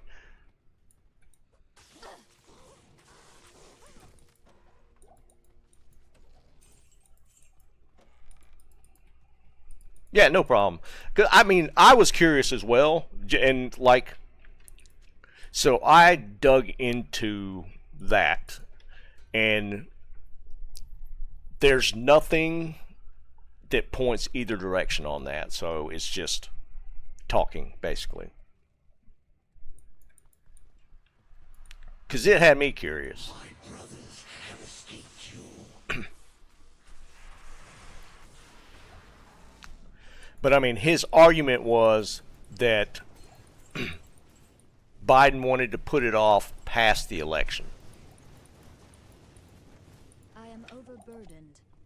His reason, his stated, Elon's reasoning was, or his statement was basically that if he did it prior to the election and went and got the astronauts with a special trip, that since at that point he was in the camp with Trump, that it would favor Elon and Trump. That was his argument.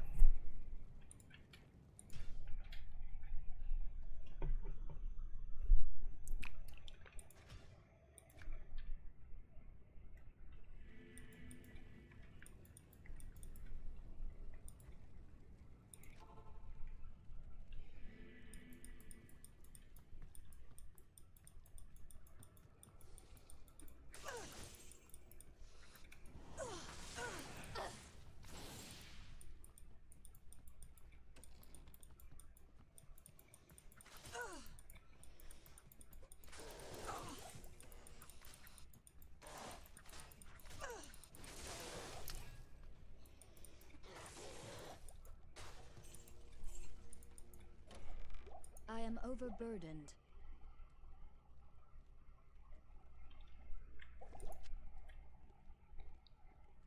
The entire space station. I feel like I read something or saw something about that. Because I mean, the space station's pretty old, isn't it?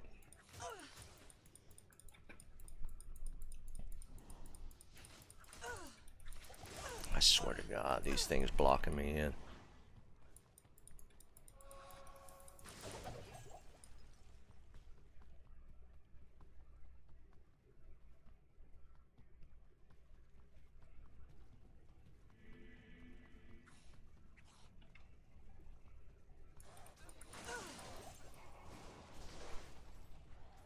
Since the shuttle, it's yeah, it's old, man. I mean, I guess it's only a matter of time before they have to do something. But then what? I don't think they have plans to put anything else up there as far as a space station. What is blocking me?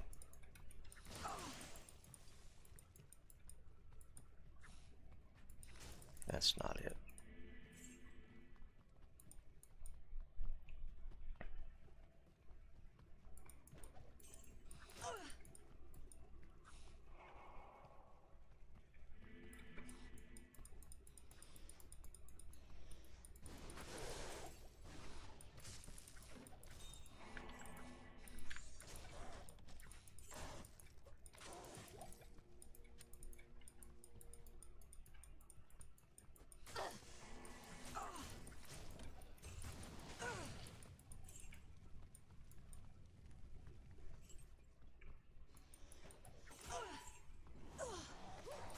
Come on.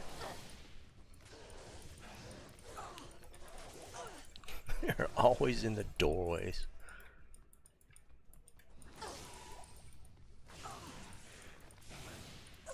Even in Nightmare, the stupid dolls explode. Hit hard.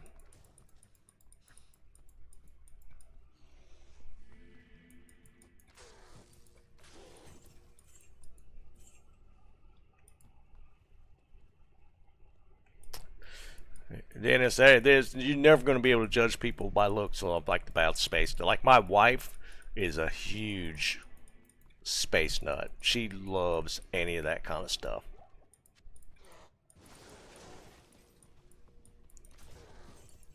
And what's funny about that? Like when she was in school, science hated it, math hates it, but then loves listening to people talk about, you know, quantum physics, mechanics, and stuff. And it's like, how do you get into that and I am overburdened. you can't stand math and science? That's like so contradictory.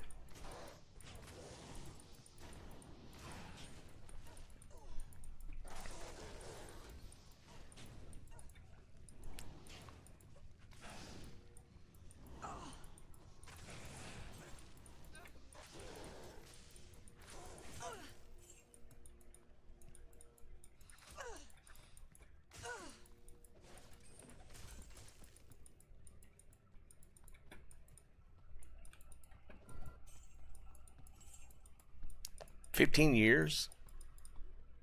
Yeah, I mean, it is kind of crazy, I man. can't carry anymore.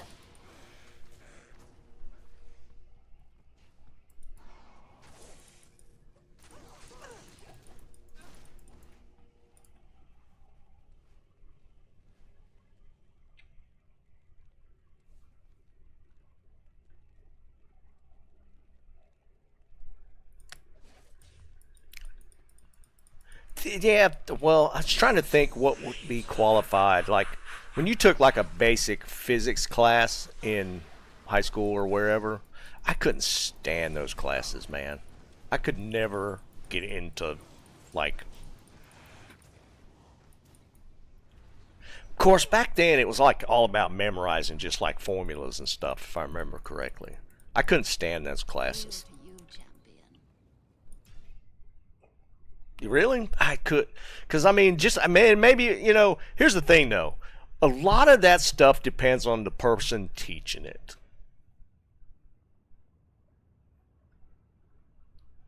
right? Like,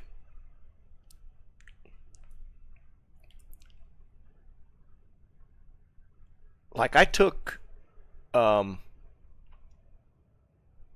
advanced calculus in high school, and the teacher was just really good, and even he made calculus just the class was enjoyable. But then, like, I remember, because that calculus that I took, I was able to skip the calc 1 in college, and then calc 2, the professor was horrible. I couldn't stand a professor. He was so dry. He was Eastern European. He had a really heavy accent, so half the time I couldn't understand him, and I hated that class. And I retook it. I think I got like a D in it or something. I was like, this is horrible. So I had to retake it. And I took it over summer with a different teacher, a different professor. And that, I mean, I aced it. And a lot of times it does come down to the person teaching it.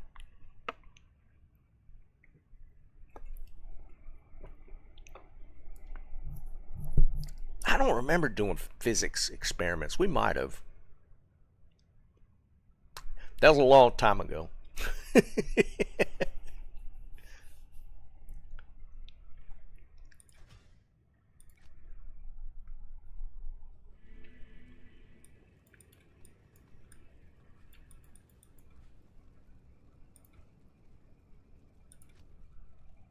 And to be perfectly fair, I mean, it could have been that turned me off of it. Like, physics is going to be boring, that kind of stuff.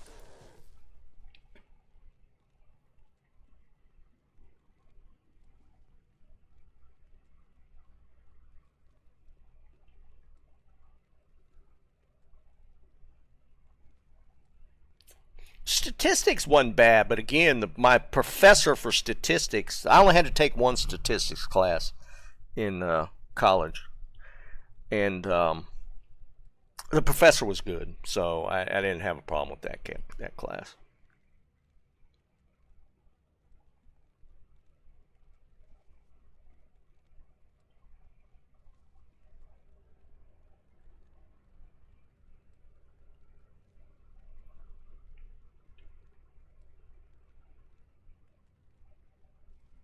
Jesus, Blue, that's crazy.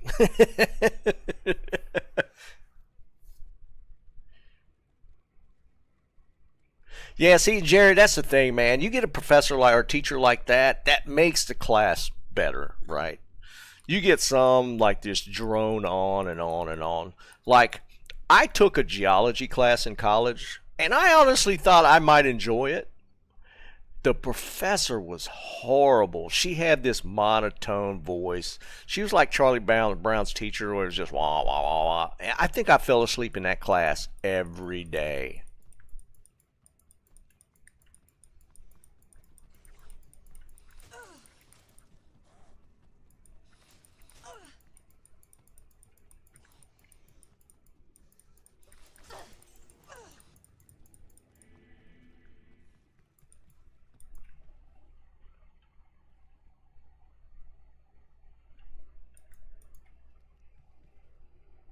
Yeah, Jared, they don't, dude. And I will say, and this is when I went back, to college. Like I went back when I was 40 and got my computer science degree. I don't think, I had one bad professor. Seriously, I don't. I think I like for. And well, no, I take that back. The Calc 2 professor was that. That was when I went back, and then I took in the summer, and that professor was amazing.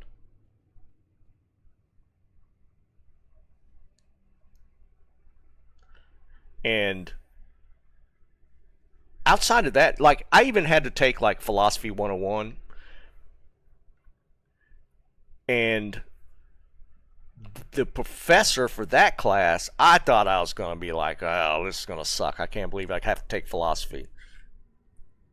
But he was a former computer science professor, and he was like, he decided he was going to get into philosophy and do that instead. And that class was amazing. I had a blast in that Philosophy 101 even.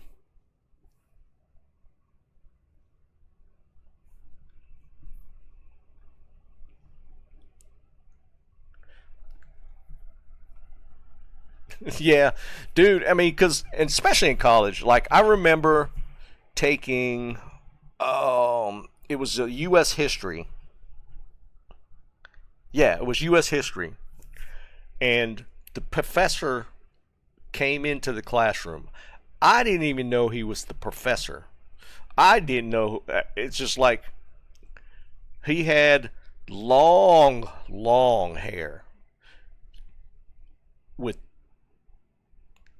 with like a military. He had like combat boots on. He had like a old military shirt on, and he comes into the classroom, and he goes to the front of the classroom, gets on the desk, and sits there cross-legged, and just starts talking. That guy was mesmerizing. His class was so good. It was one, and it was like this was like one of my first. It might have been like my first semester back in '86. And that guy, no, it was my second, because I took world history my first semester, and that professor was the monotone, blah blah blah blah blah blah. I couldn't stand him. But then I took U.S. history and had that guy, and his class was incredible. It was just, and all he did was talk. You know, he was teaching U.S. history, but all he did was just talk, and he would, it was just more interpersonal and more interesting versus the first guy who taught world history that was just monotone. He might as well have been reading from the book. I mean, it was just that, it was boring.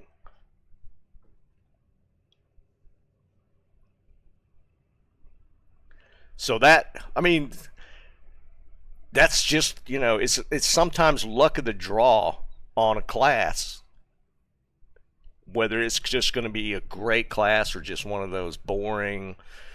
You might as well just read the book and go show up for your tests, because the class time just wasn't even worth it.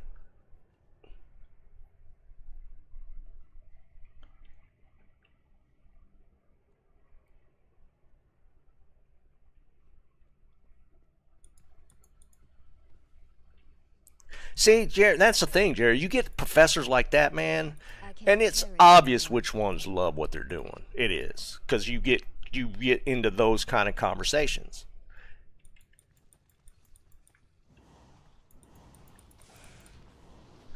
But you're gonna get some. They're they're horrible, man. You're gonna get they all can't be great. It's just not gonna work that way.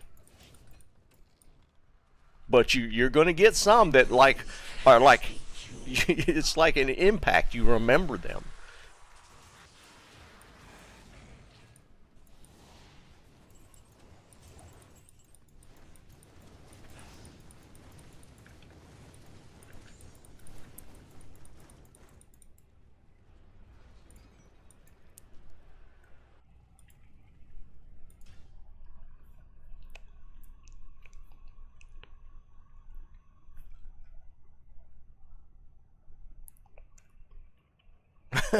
That's really cool.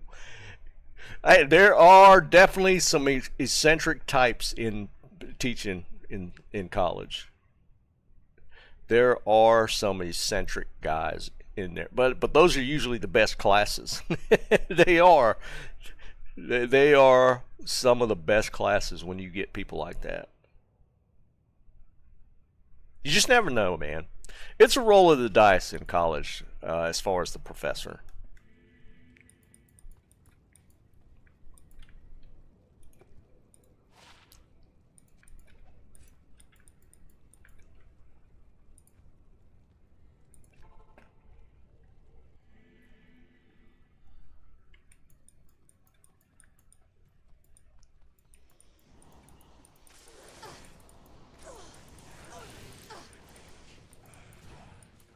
I can't carry anymore.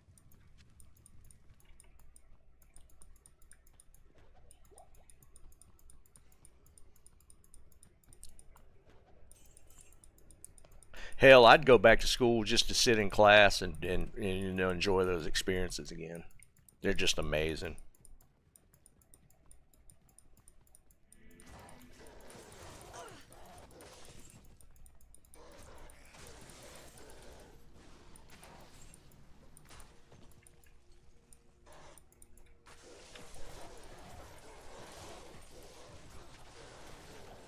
That's really cool that y'all kept in touch. Yeah, that's really cool.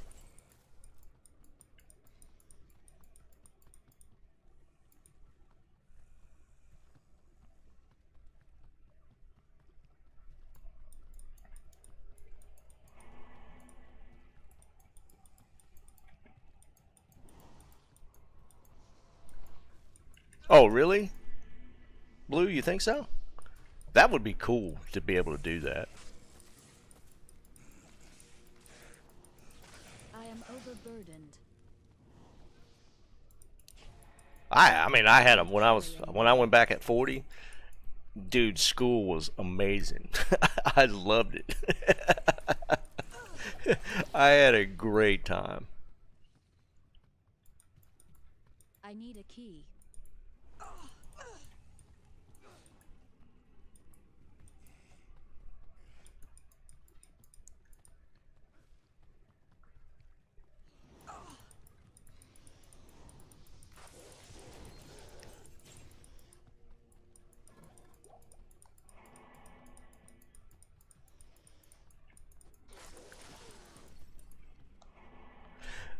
Yeah, Jerry.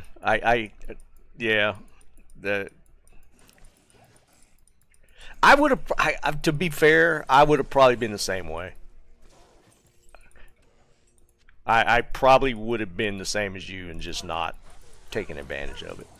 I don't know. I get kind of weird about that.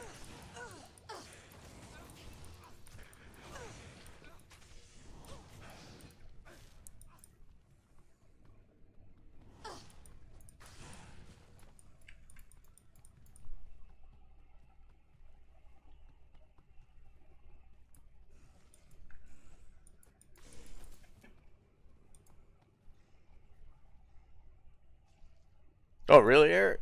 My dad got big time into that. I still got all his documentation from his doing all the family tree researching and stuff.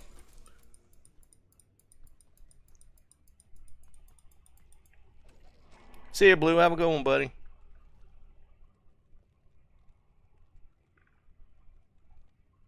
I'm going to check out that podcast.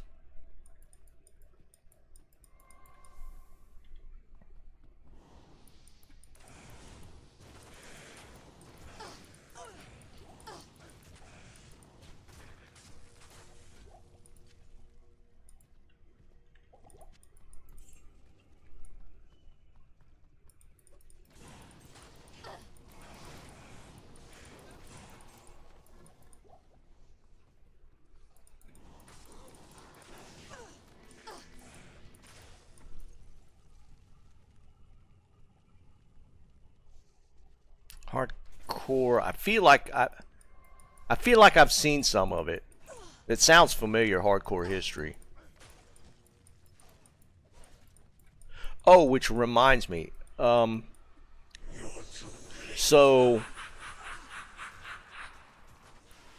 I am overburdened. I had been watching like the Fat Electrician, right? And I watched some of his stuff on. He had done a couple of episodes on some of the special forces guys in Vietnam, and it got me to thinking. So I got digging into it a little bit. So when I requested my dad's records, I couldn't find anything about his Silver Star and Bronze Star. Like, I got some records, and they said they lost a lot of records. There was a fire in St. Louis, one of the archives, I think, where they said they lost a lot of that stuff. But then I got to looking a little bit into what he had said about a lot of the special forces guys that were working outside of Vietnam. Because my dad's area of operations was not in Vietnam. It was in Laos. And he was talking about how a lot of that stuff fell under classified information because a lot of that work fell under the CIA. And I think, and I got to do some digging on this, because I found where some of that stuff, like, their awards can be given out, but if they are given out under those circumstances, they could potentially be not part of your standard record. Like, I know my dad got the silver. He always wore it. Well, he had it in his set of ribbons that he would wear on his uniform. And in the way that they're ordered, your most distinguished honor is always the top. Looking at it, it would be the top left one. And so he has a Silver Star and Bronze Star with clusters on it. But I couldn't find anything in his basic records. So, but there's a way to, if it's been declassified, to try and find it. You got to go to a different route to find that information.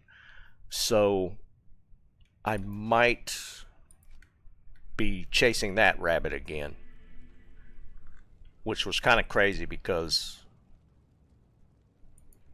I was kind of, I never made that connection, but when I watched a couple of those videos,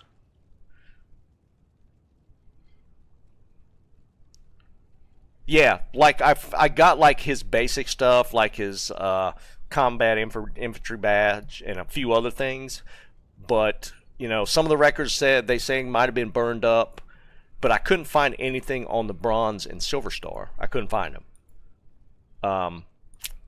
But now, after watching that, realizing that if his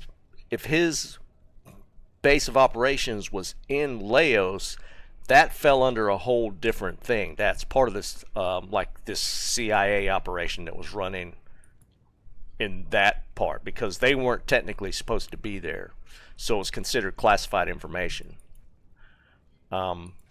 But it seemed like there was a way. I started doing a little bit of digging in it. It seems like there was a way to potentially uncover some of that. Exactly, Jerry. That was my first thought, because our congressman helped me with my dad's VA stuff for my mother when he passed, trying to get her benefits straight. And he's a vet, and I think I'm going to reach out to him and see if he can find out anything. Because he was really responsive. Like, I sent him an email about my dad's VA stuff, and they literally called me the next day and got all the information and got it straight. So I'm going to reach out to him and see if he might be able to help me with that. because I never really put that together until I watched one of the videos from Fat Lecture. He was doing, there was a Special Forces guy he was doing a video about.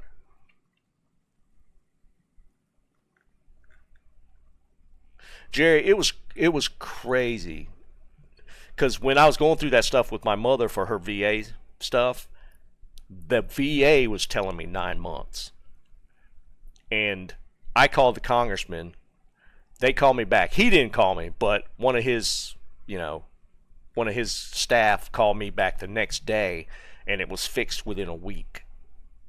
So they got it done. I mean, it was crazy how quickly it got handled. But I figured they might be able to help me with this stuff. I think that'd be kind of cool. Because I just want to know the story. I wanted, because there's always a story associated with that. Because like the commanding officer, to get a Silver Star or Bronze Star or whatever, has to write up a submission for the person to receive it, and that's got to be part of the record somewhere. I can't carry anymore.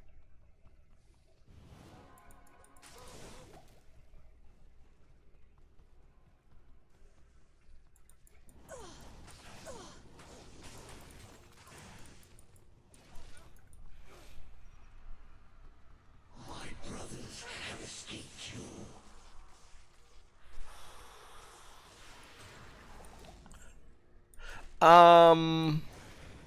I feel like that's. I looked somewhere, and I feel like there was some, but I don't know if, because you're talking about like a really small subset, right? Like all the guys that were part of like all the operations in Laos and Cambodia, that's a really small subset of veterans. So I don't know if even one of those nonprofits or something would have access to that kind of stuff. I feel like I'd probably just stand a better shot of just reaching out to the congressman first and seeing what they could dig up, because I would imagine, and even if it was classified at the time, it's probably declassified at this point. But you're also talking about like written records. So it sounds like it could be pretty daunting to even track down that kind of information, but I'm gonna give it a shot.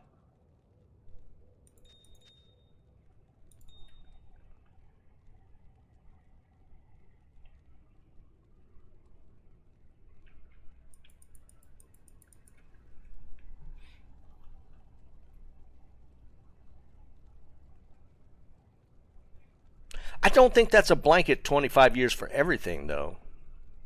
It might be for like certain aspects, but I don't know if that's a blanket one.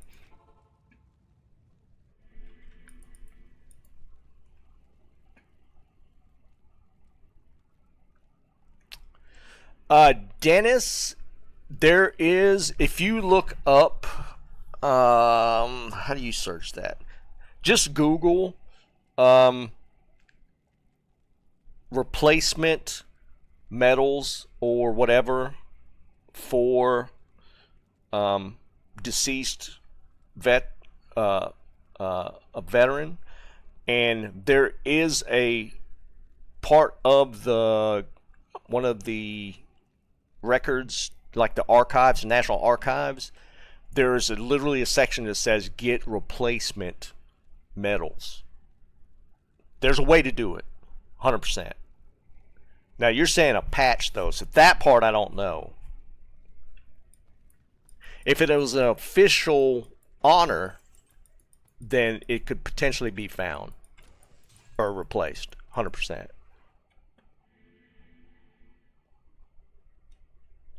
But when I was looking that stuff up, I did see there was a section where, like, say for instance, like my dad's Silver Star or whatever was part of the official record that they had. I could have literally requested another Silver Star. Yeah, that's what I mean, Jerry. I feel like there's probably some stuff built into that.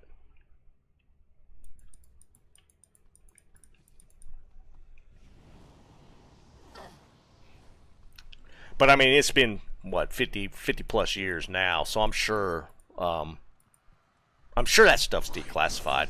It's no secret that like the U.S. was in Cambodia and Laos and all that stuff. Now that's no secret.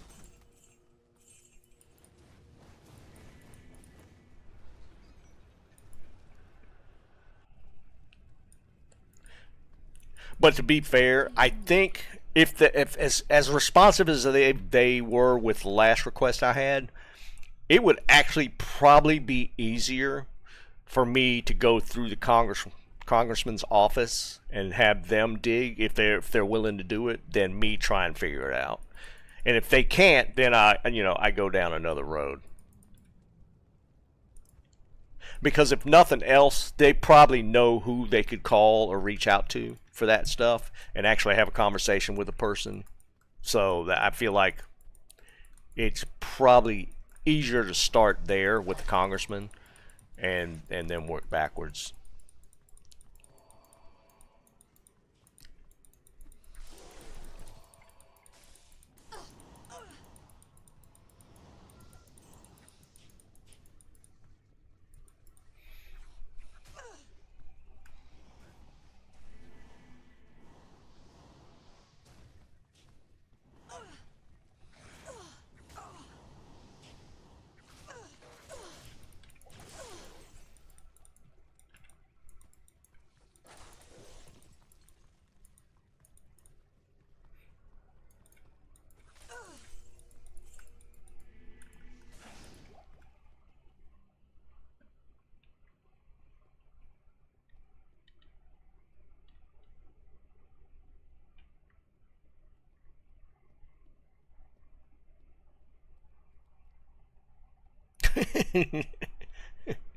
Now I hear you, Jerry.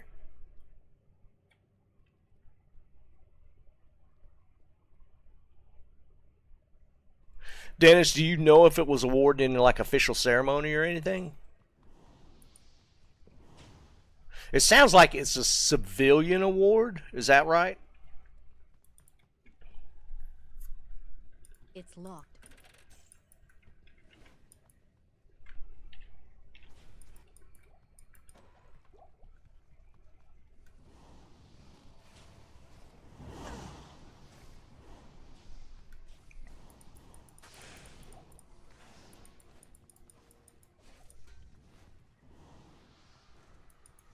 My brothers have escaped you.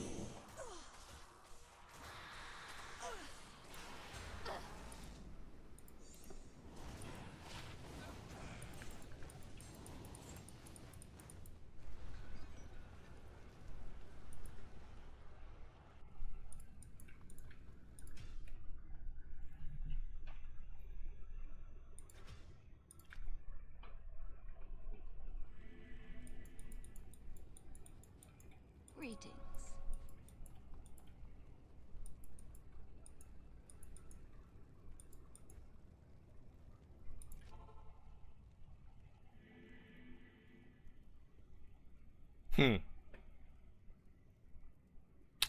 So it was given to him while he was in the military, then yeah, that could be different. Yeah, that's actually a good idea what Jerry's saying.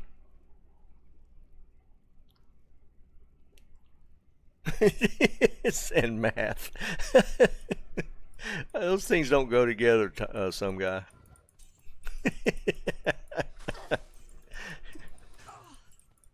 Casserole and math.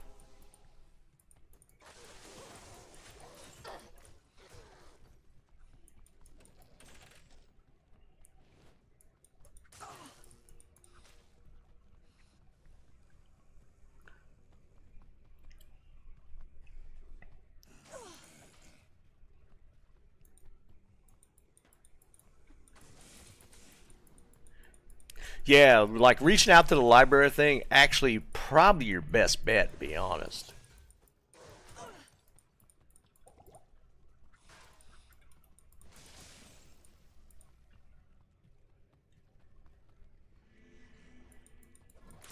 Definitely worth trying or checking out, for sure.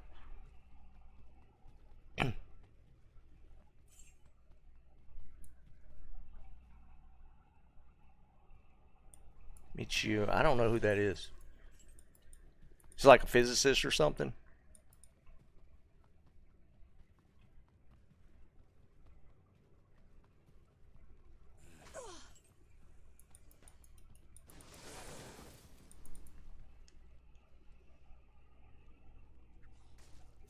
I don't remember the name. Was that the long-haired Japanese guy? I think that's the same guy. Hold on.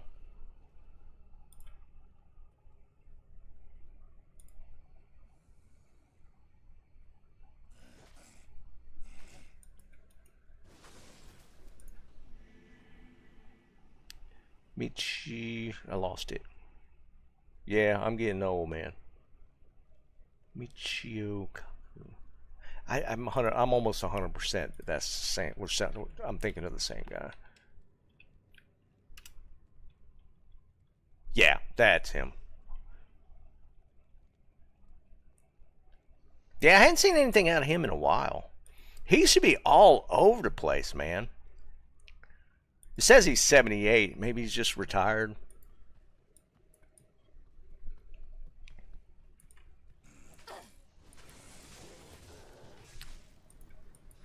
I don't know if a guy like that technically retires, though. You know what I mean? Like, I feel like a person like that never really stops.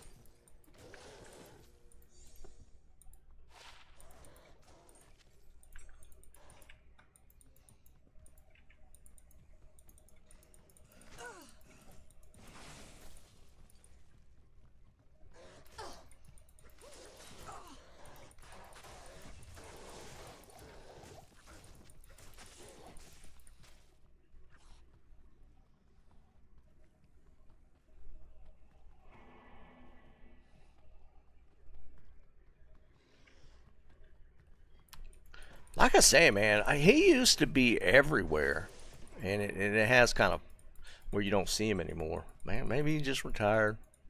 He out there living a good life.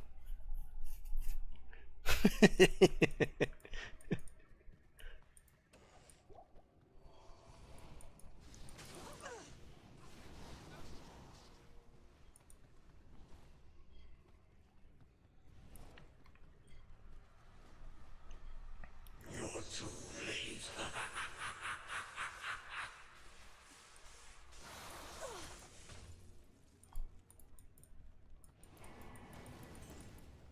Alright, we're gonna run something else.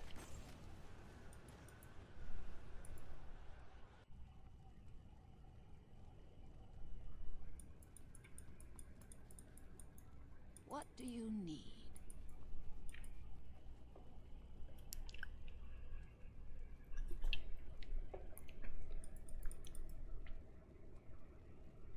Oh wait, I don't want it. That one. We'll do what's Terror Zone? Cold Plains. Yeah, dude. If you're like listening to physicists just for enjoyment, then you're definitely a more of a nerd than I'm just a gaming nerd. Well, I can't say that. I love reading and things that would be considered nerdish.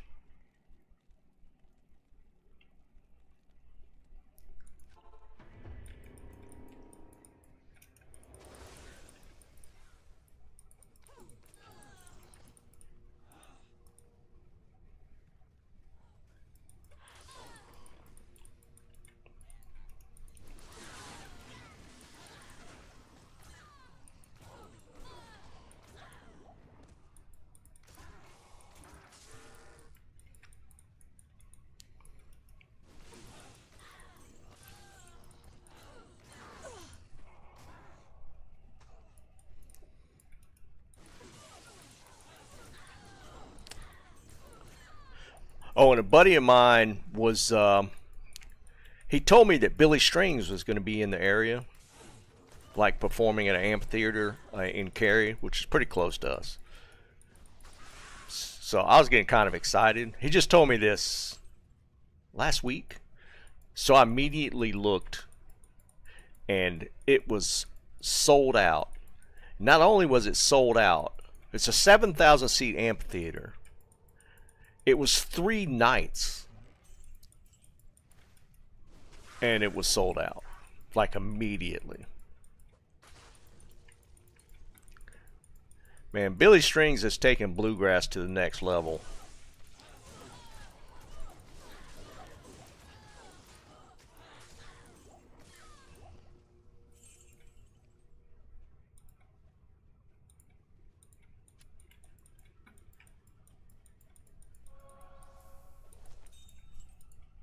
Yeah, I did check. It's I checked SeatGeek, and the cheapest seats were the pit at $130 a piece, and then they went up from there. I was like, this guy's a rock star, man. I was shocked. I am overburdened.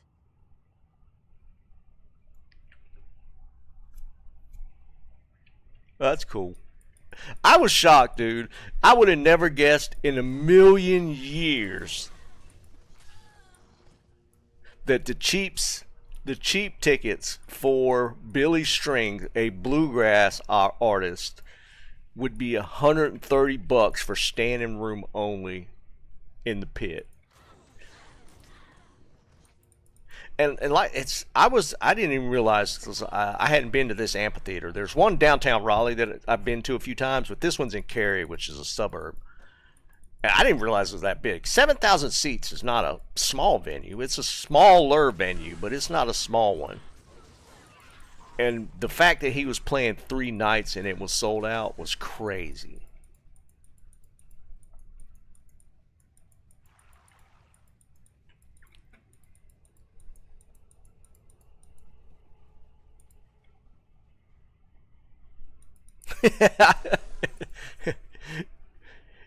I would normally tell you it would be like my parents' age, right? But Billy Strings has got such a small, or like he's got a huge younger following. Now, Jerry, he has pulled such a diverse crowd into bluegrass. It's kind of crazy.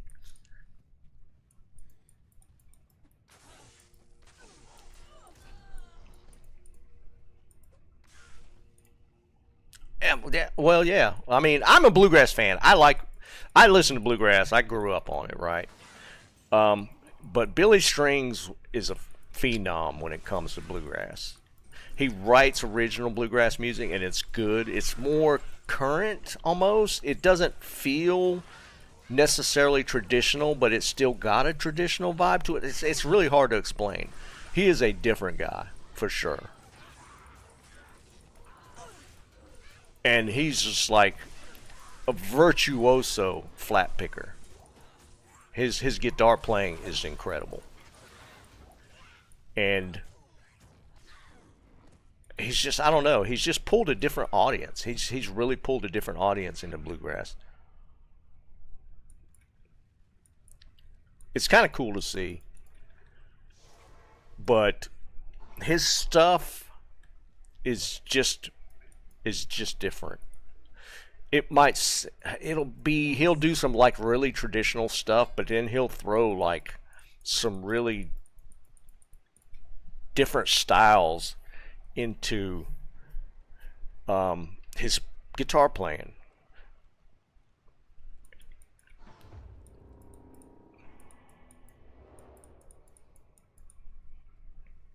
It's just cool to watch.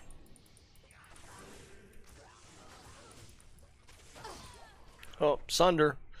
Is this going to be another fire? Please give me a lightning. Another fire. God dang it.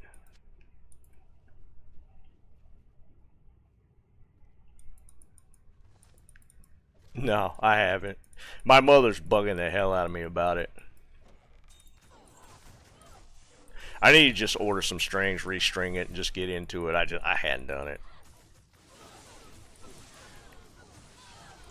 And I need to before my fingers just get to the point where I can't play.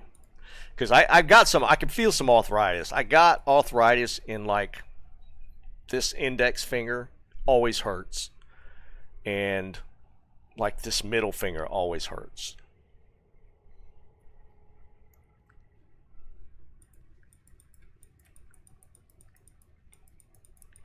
But shockingly, I don't see it. Oh, I got this CBD cream.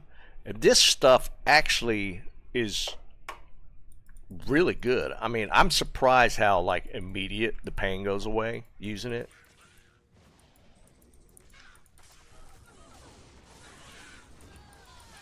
My wife told me about it. I was like, "Yeah, it's a bunch of bunk. That stuff don't work like that."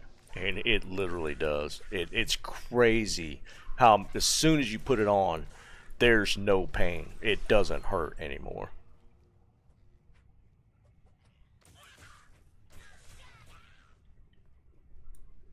Yeah, dude, it's wild. Like I just started using it. It's got a strong smell. It's got definitely got a strong odor to it, but it's not like unpleasant. It's not like rubbing Bengay on. And I was really shocked at how immediate the pain went away.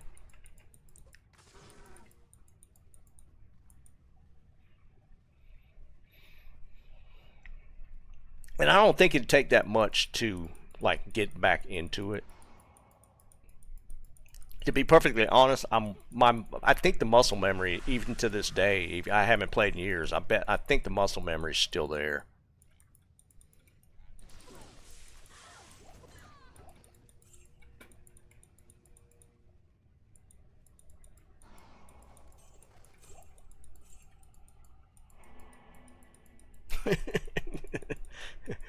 Dennis, you say that, but I used to be pretty bad. I used to be a pretty aggressive driver. I flipped everybody off.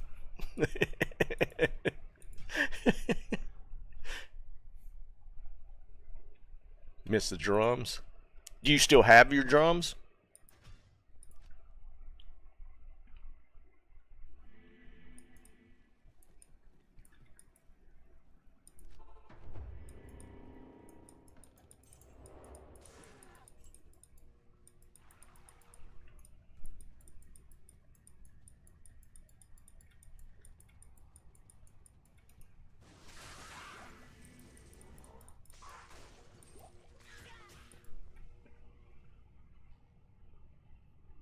Why do you say that, Jerry?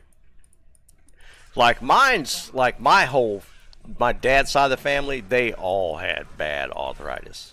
Like my dad didn't have it as bad, like but my two uncles, they were both mechanics, and my grandfather, dude, and their arthritis was that where their fingers literally were bent in weird directions. Their arthritis was horrible.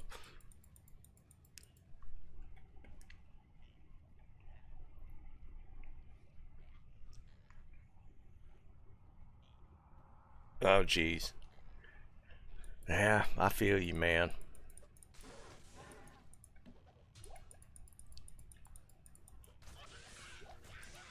I can't carry anymore.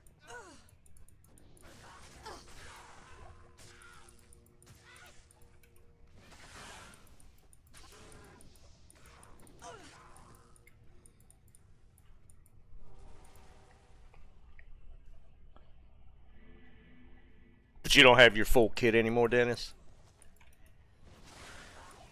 Is it stashed away? Is it set up somewhere? Do you have your set up in a corner somewhere where you tell yourself you're going to go back and play it? Because that's what I'm doing at this point, man. My instruments have been back there and I haven't been touching them. I keep saying, you know, I'm going to start back, and they just sit there and sit there. And I just need to make a point to just block off a day, like maybe pick Saturday and just get back into it. Get the feel back.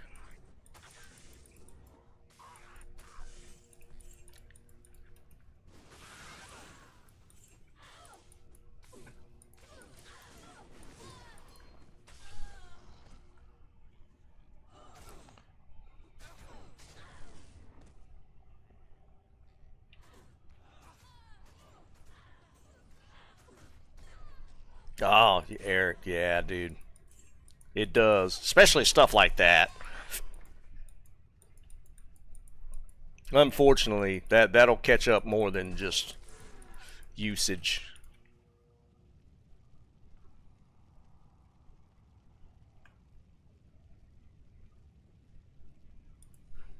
Jerry, you just sitting on a pearl drum set? What the hell?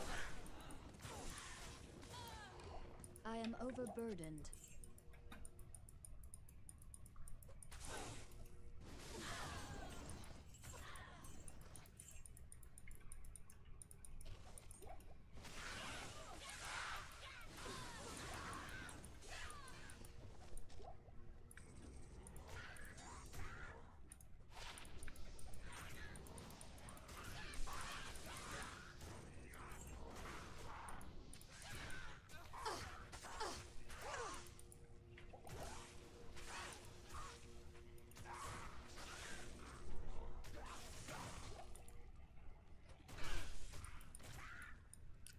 Was it one of those starter kits, or did you actually have a decent kit put together? I can't carry anymore.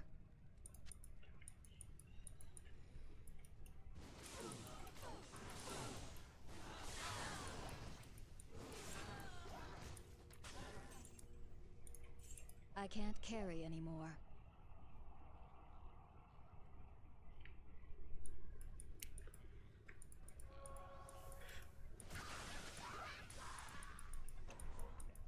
I am overburdened.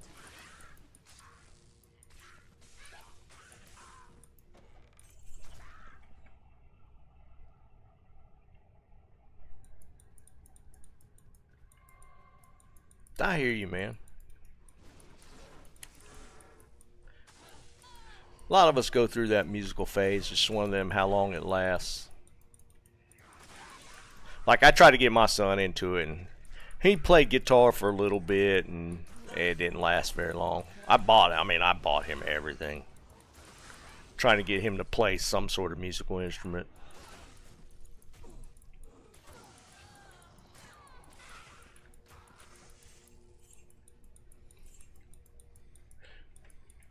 Oh, Jerry, I don't know if you were here for that part of it. I was talking about it earlier. My son's just recently taken up golf. He hit that third child, man, and it somehow made him start wanting to play golf or something.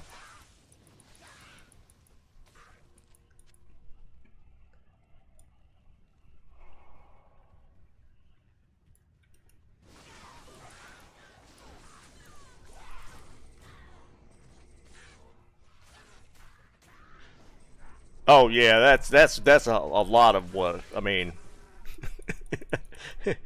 Because he went and played for the first time like 2 weeks ago. Then he bought him a starter set off Amazon or something, and he told me he was going yesterday or day before with a couple of guys from work. And we're gonna get together and play a little bit.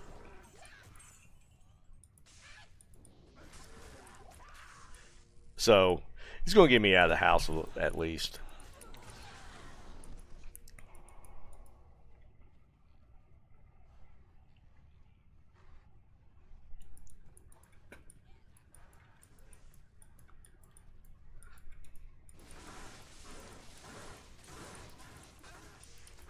I was just telling everybody I'm gonna need to dig my clubs out of the garage, check the grips, see what kind of shape stuff's in. Cause I haven't played in like I hadn't hit them in like 3-4 years maybe.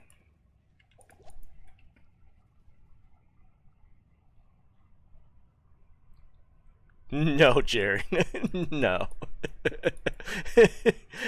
I didn't even know till he texted me yesterday, the day before yesterday, and was like, my clubs came in from Amazon. And he sent me a picture of them, and it's like the $200-300 starter sets. Yeah, no, it's exactly that. It's the $200-300 starter set clubs. I don't even know what brand they were.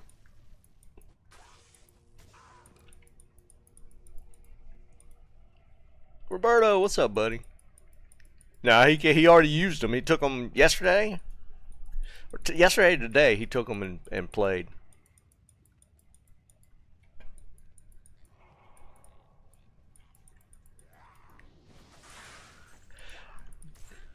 I did the same thing. I had my starter set that I bought at like Dick's or something when I first started playing. I mean, to be fair, to get a set from even like a starter set from like a from a golf shop, it's still probably gonna run you $500-600 maybe. I don't know. I haven't priced clubs in a while.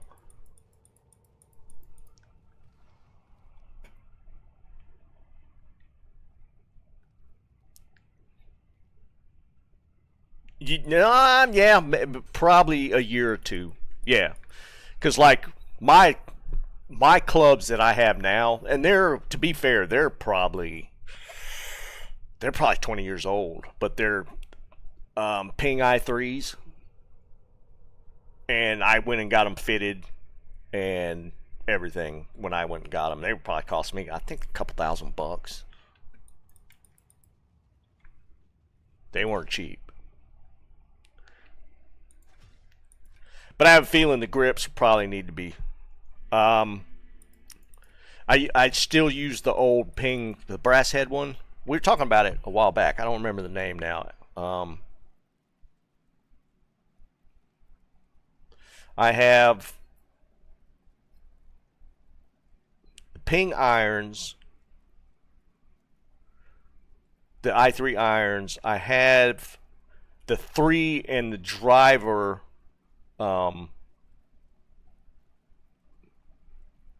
Matching the set. I bought them separate, but they were part of they matched the set. My 5 wood is an Callaway that I had that I just love the feel of.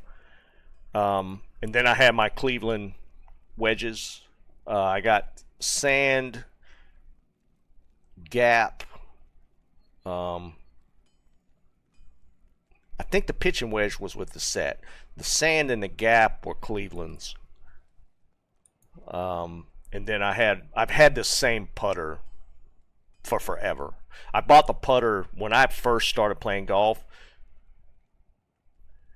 and the putter, what's that brand name or the name of that brass? It's the old, and it's an old one. Brass Ping putter. Or bronze. The Anser. Yeah, that one. I bought that thing, God. I can be honest, like, I think I bought the starter set, and I think I bought the putter was like my first, like, purchase.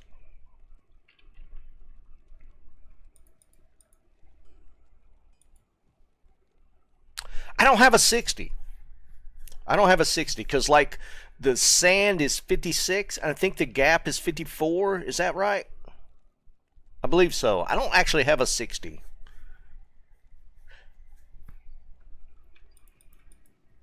And I've never used hybrids, and I feel like especially at my age, like if I were to start playing again, like replacing my 3-4 at least, maybe even the 5-iron with hybrids is kind of the play.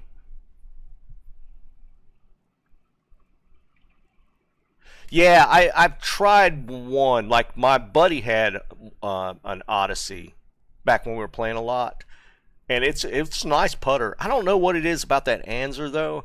It just feels good to putt with that putter. I've only ever used that. I've always gone back to it. I don't know. It's just a feel thing with me. And the one thing I feel like my game's never. The putting is a strong part of my game. Yeah, and it's a blade. Because I had a buddy of mine. He was constantly buying new putters. Man, he was always. Every time we would play, I felt like he had a new putter. It was funny how often he was changing putters. And I always had my Anser. Alright, we'll skip these guys. I can't get away from mine. Yeah, that's what I always thought, Jerry, because, you know, they're a little heavier, and I feel like the speed's a little harder to control with those.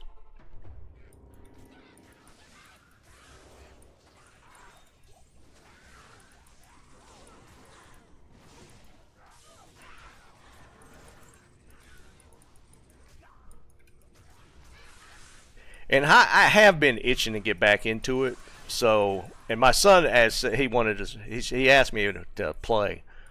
So, I'll probably be heading to the course to play a little bit now. It'll be fun to follow along in his his learning the golf adventure starts.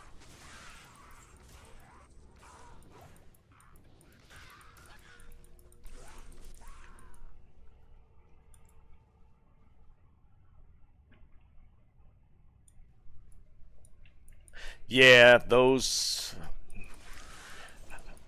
are nice though.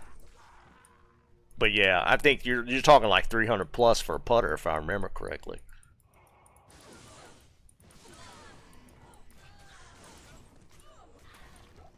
It's definitely an investment.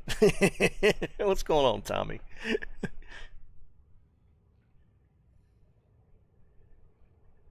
A passive 43? That's crazy.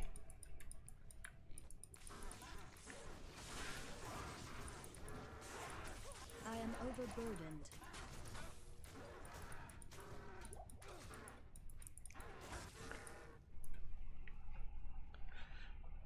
Yeah, Tristan, that's 100%.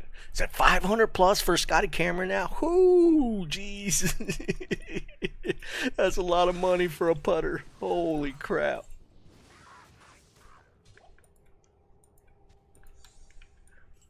So yeah, I need to dig mine out, my clubs out, just at least check the grips. I keep them stored in the garage. So they should be in good shape, but again, I haven't hit them in like 3 years, so the grips usually the potential to dry rot and stuff.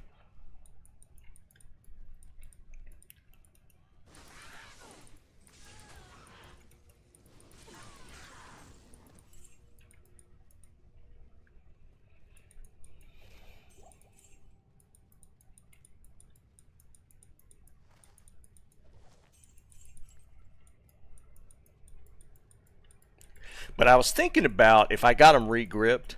I was watching DeChambeau talk about how he does his clubs. Now he is kind of crazy with his clubs. Like all his clubs are the same length, like all his irons. You know, usually like if you have a 3-iron, it's longer than your 9-iron. He has them all the same length, which is wild. I don't see myself doing that, but he also likes to oversize his grips. He feels like the bigger grips, and I could kind of just thinking about it, I feel like I could understand why bigger grips would feel better. And that was reiterated by a couple of people I was watching. I think it was, who was it? Phil Mickelson, I think I was watching, was talking about that too. That like, I think he was talking to DeChambeau, and they were talking about grips, and he had gone to more oversized grips as well. Overburdened.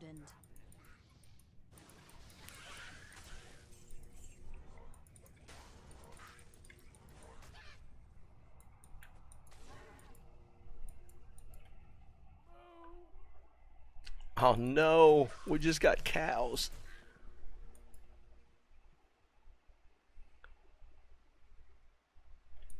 Yeah, Roberto, that could get tough, man. You got to keep resetting. And at least get your Merc to be where he can kill stuff. Here's what I did with my Javazon.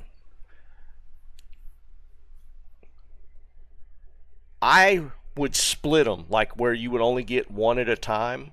If you run angle corner to corner, you can eventually get the ancients to split to where you're only fighting one at a time. And if you could isolate them like that, then if they're like lightning immune or something, if you're using lightning and you get the one lightning immune, your merc can still kill it if there's just one. Just make sure you're dropping pots because you'll need them, and load the ancients area with pots before you start it, and try to split the ancients to where you can isolate them. Because no matter what, you're going to get at least one. In hell, you're going to get one lightning immune. If you're running lightning traps, try and split them. Yeah, and if you can shop for a lower res wand, that helps.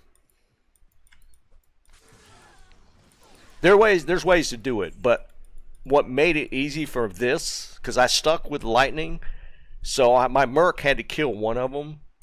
I just ran diagonal corner to corner until I got one isolated and would kill it, and then run one isolated and then kill it, and then kill the last one. No, still no Titans, Dennis.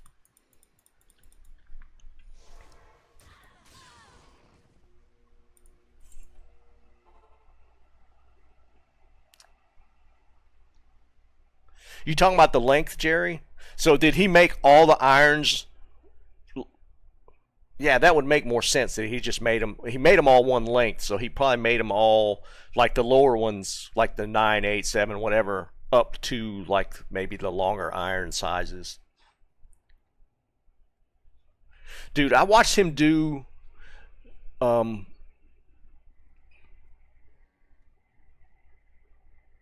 they? I don't doubt it, dude, because they're like, he's considered the scientist of the golfers. They all look at him as like doing all this weird stuff, but I mean, his game shows it. I mean, he's quite the golfer. I'll give him that. Dude, I saw a challenge he did on his channel where he like went to the golf course and had like was giving just money out, and the last guy in his challenge, he took him to his house, and he has a green behind his house, and he set up the guy on the front of his house, and he had to hit the ball over the house and hit a hole in one. And he had like the whole day to do it. He landed like 7 or 8 hours to try and get the hole in one, and if he did it, he would win $100,000. So it was a big deal. It was a lot of money this guy was trying to do it for. And he started at like 10 in the morning, and he had till like 5 o'clock or something. But he's hitting the ball over DeChambeau's house onto this green in the backyard. The dude hit a hole in one. It was like 110 yards. Short shot. Dude hit a hole in one on his 5th try. On his 5th attempt, he hit a hole in one. It was crazy. Because they were taking bets. They were like, he probably can do it. It's probably going to take till like 3 for him to do it. And dude hit it on his 5th attempt. It was crazy.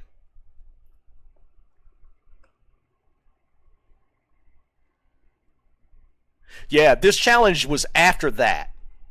Yeah, because he was talking about him doing that, and he did it, but it took him like forever.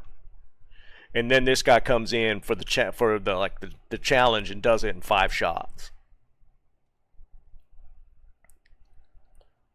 5 degrees on a driver is wild, because he hits it so high. But he also hits it 350 yards.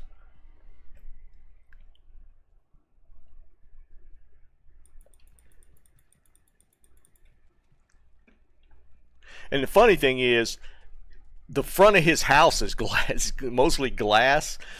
And I would have thought they were going to hang a net in front of the house. But what they actually did was they put a net in front of the guy hitting the ball. And it was it was up like 3 feet or however far.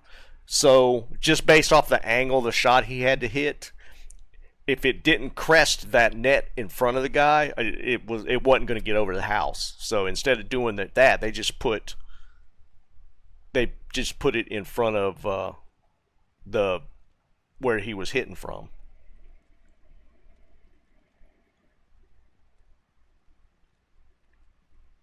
Yeah, I know. That dude hits the ball.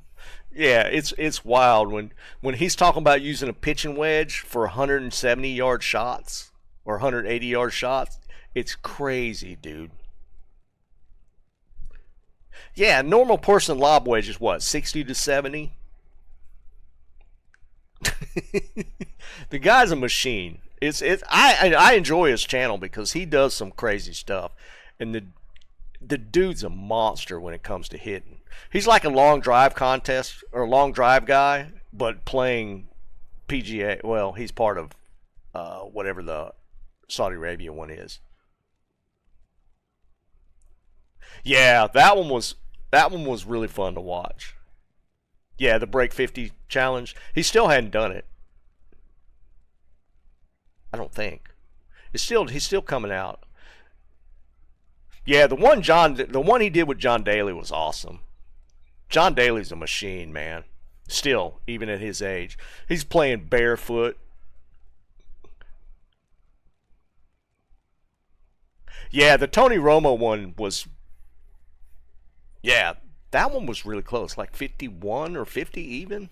He got like really... They were right there on that one. I like that one too, because Tony Romo... you see a different side of him when they're on the golf course. And the Tony Romo one was pretty cool. But yeah, it's fun to watch. It could be, Jerry. I'm not even subscribed to DeChambeau's channel. You know where it started from. I was watching Bob Does Sports, and he played with them. He did the under 50 challenge with Bob Does Sports with all three of them, and they still couldn't do it. But I think that spun him into my algorithm because I watched just about all of Bob Does Sports. I love that channel, dude. Those guys are so much fun to watch. They are hysterical. But yeah, that's what kind of spun me into DeChambeau, because I mean, I always knew about him. I mean, he's a good golfer, but he did a couple things with Bob Does Sports, and then I started watching his stuff. All right, boys, it's time to eat. Your presence honors me. Is she? I don't think I've ever seen her. Joey's funny, man. Yeah, because I know he just recently got married, if I remember. It's like last year. All right, guys. I'm going to go get something to eat. But I'll be on Friday.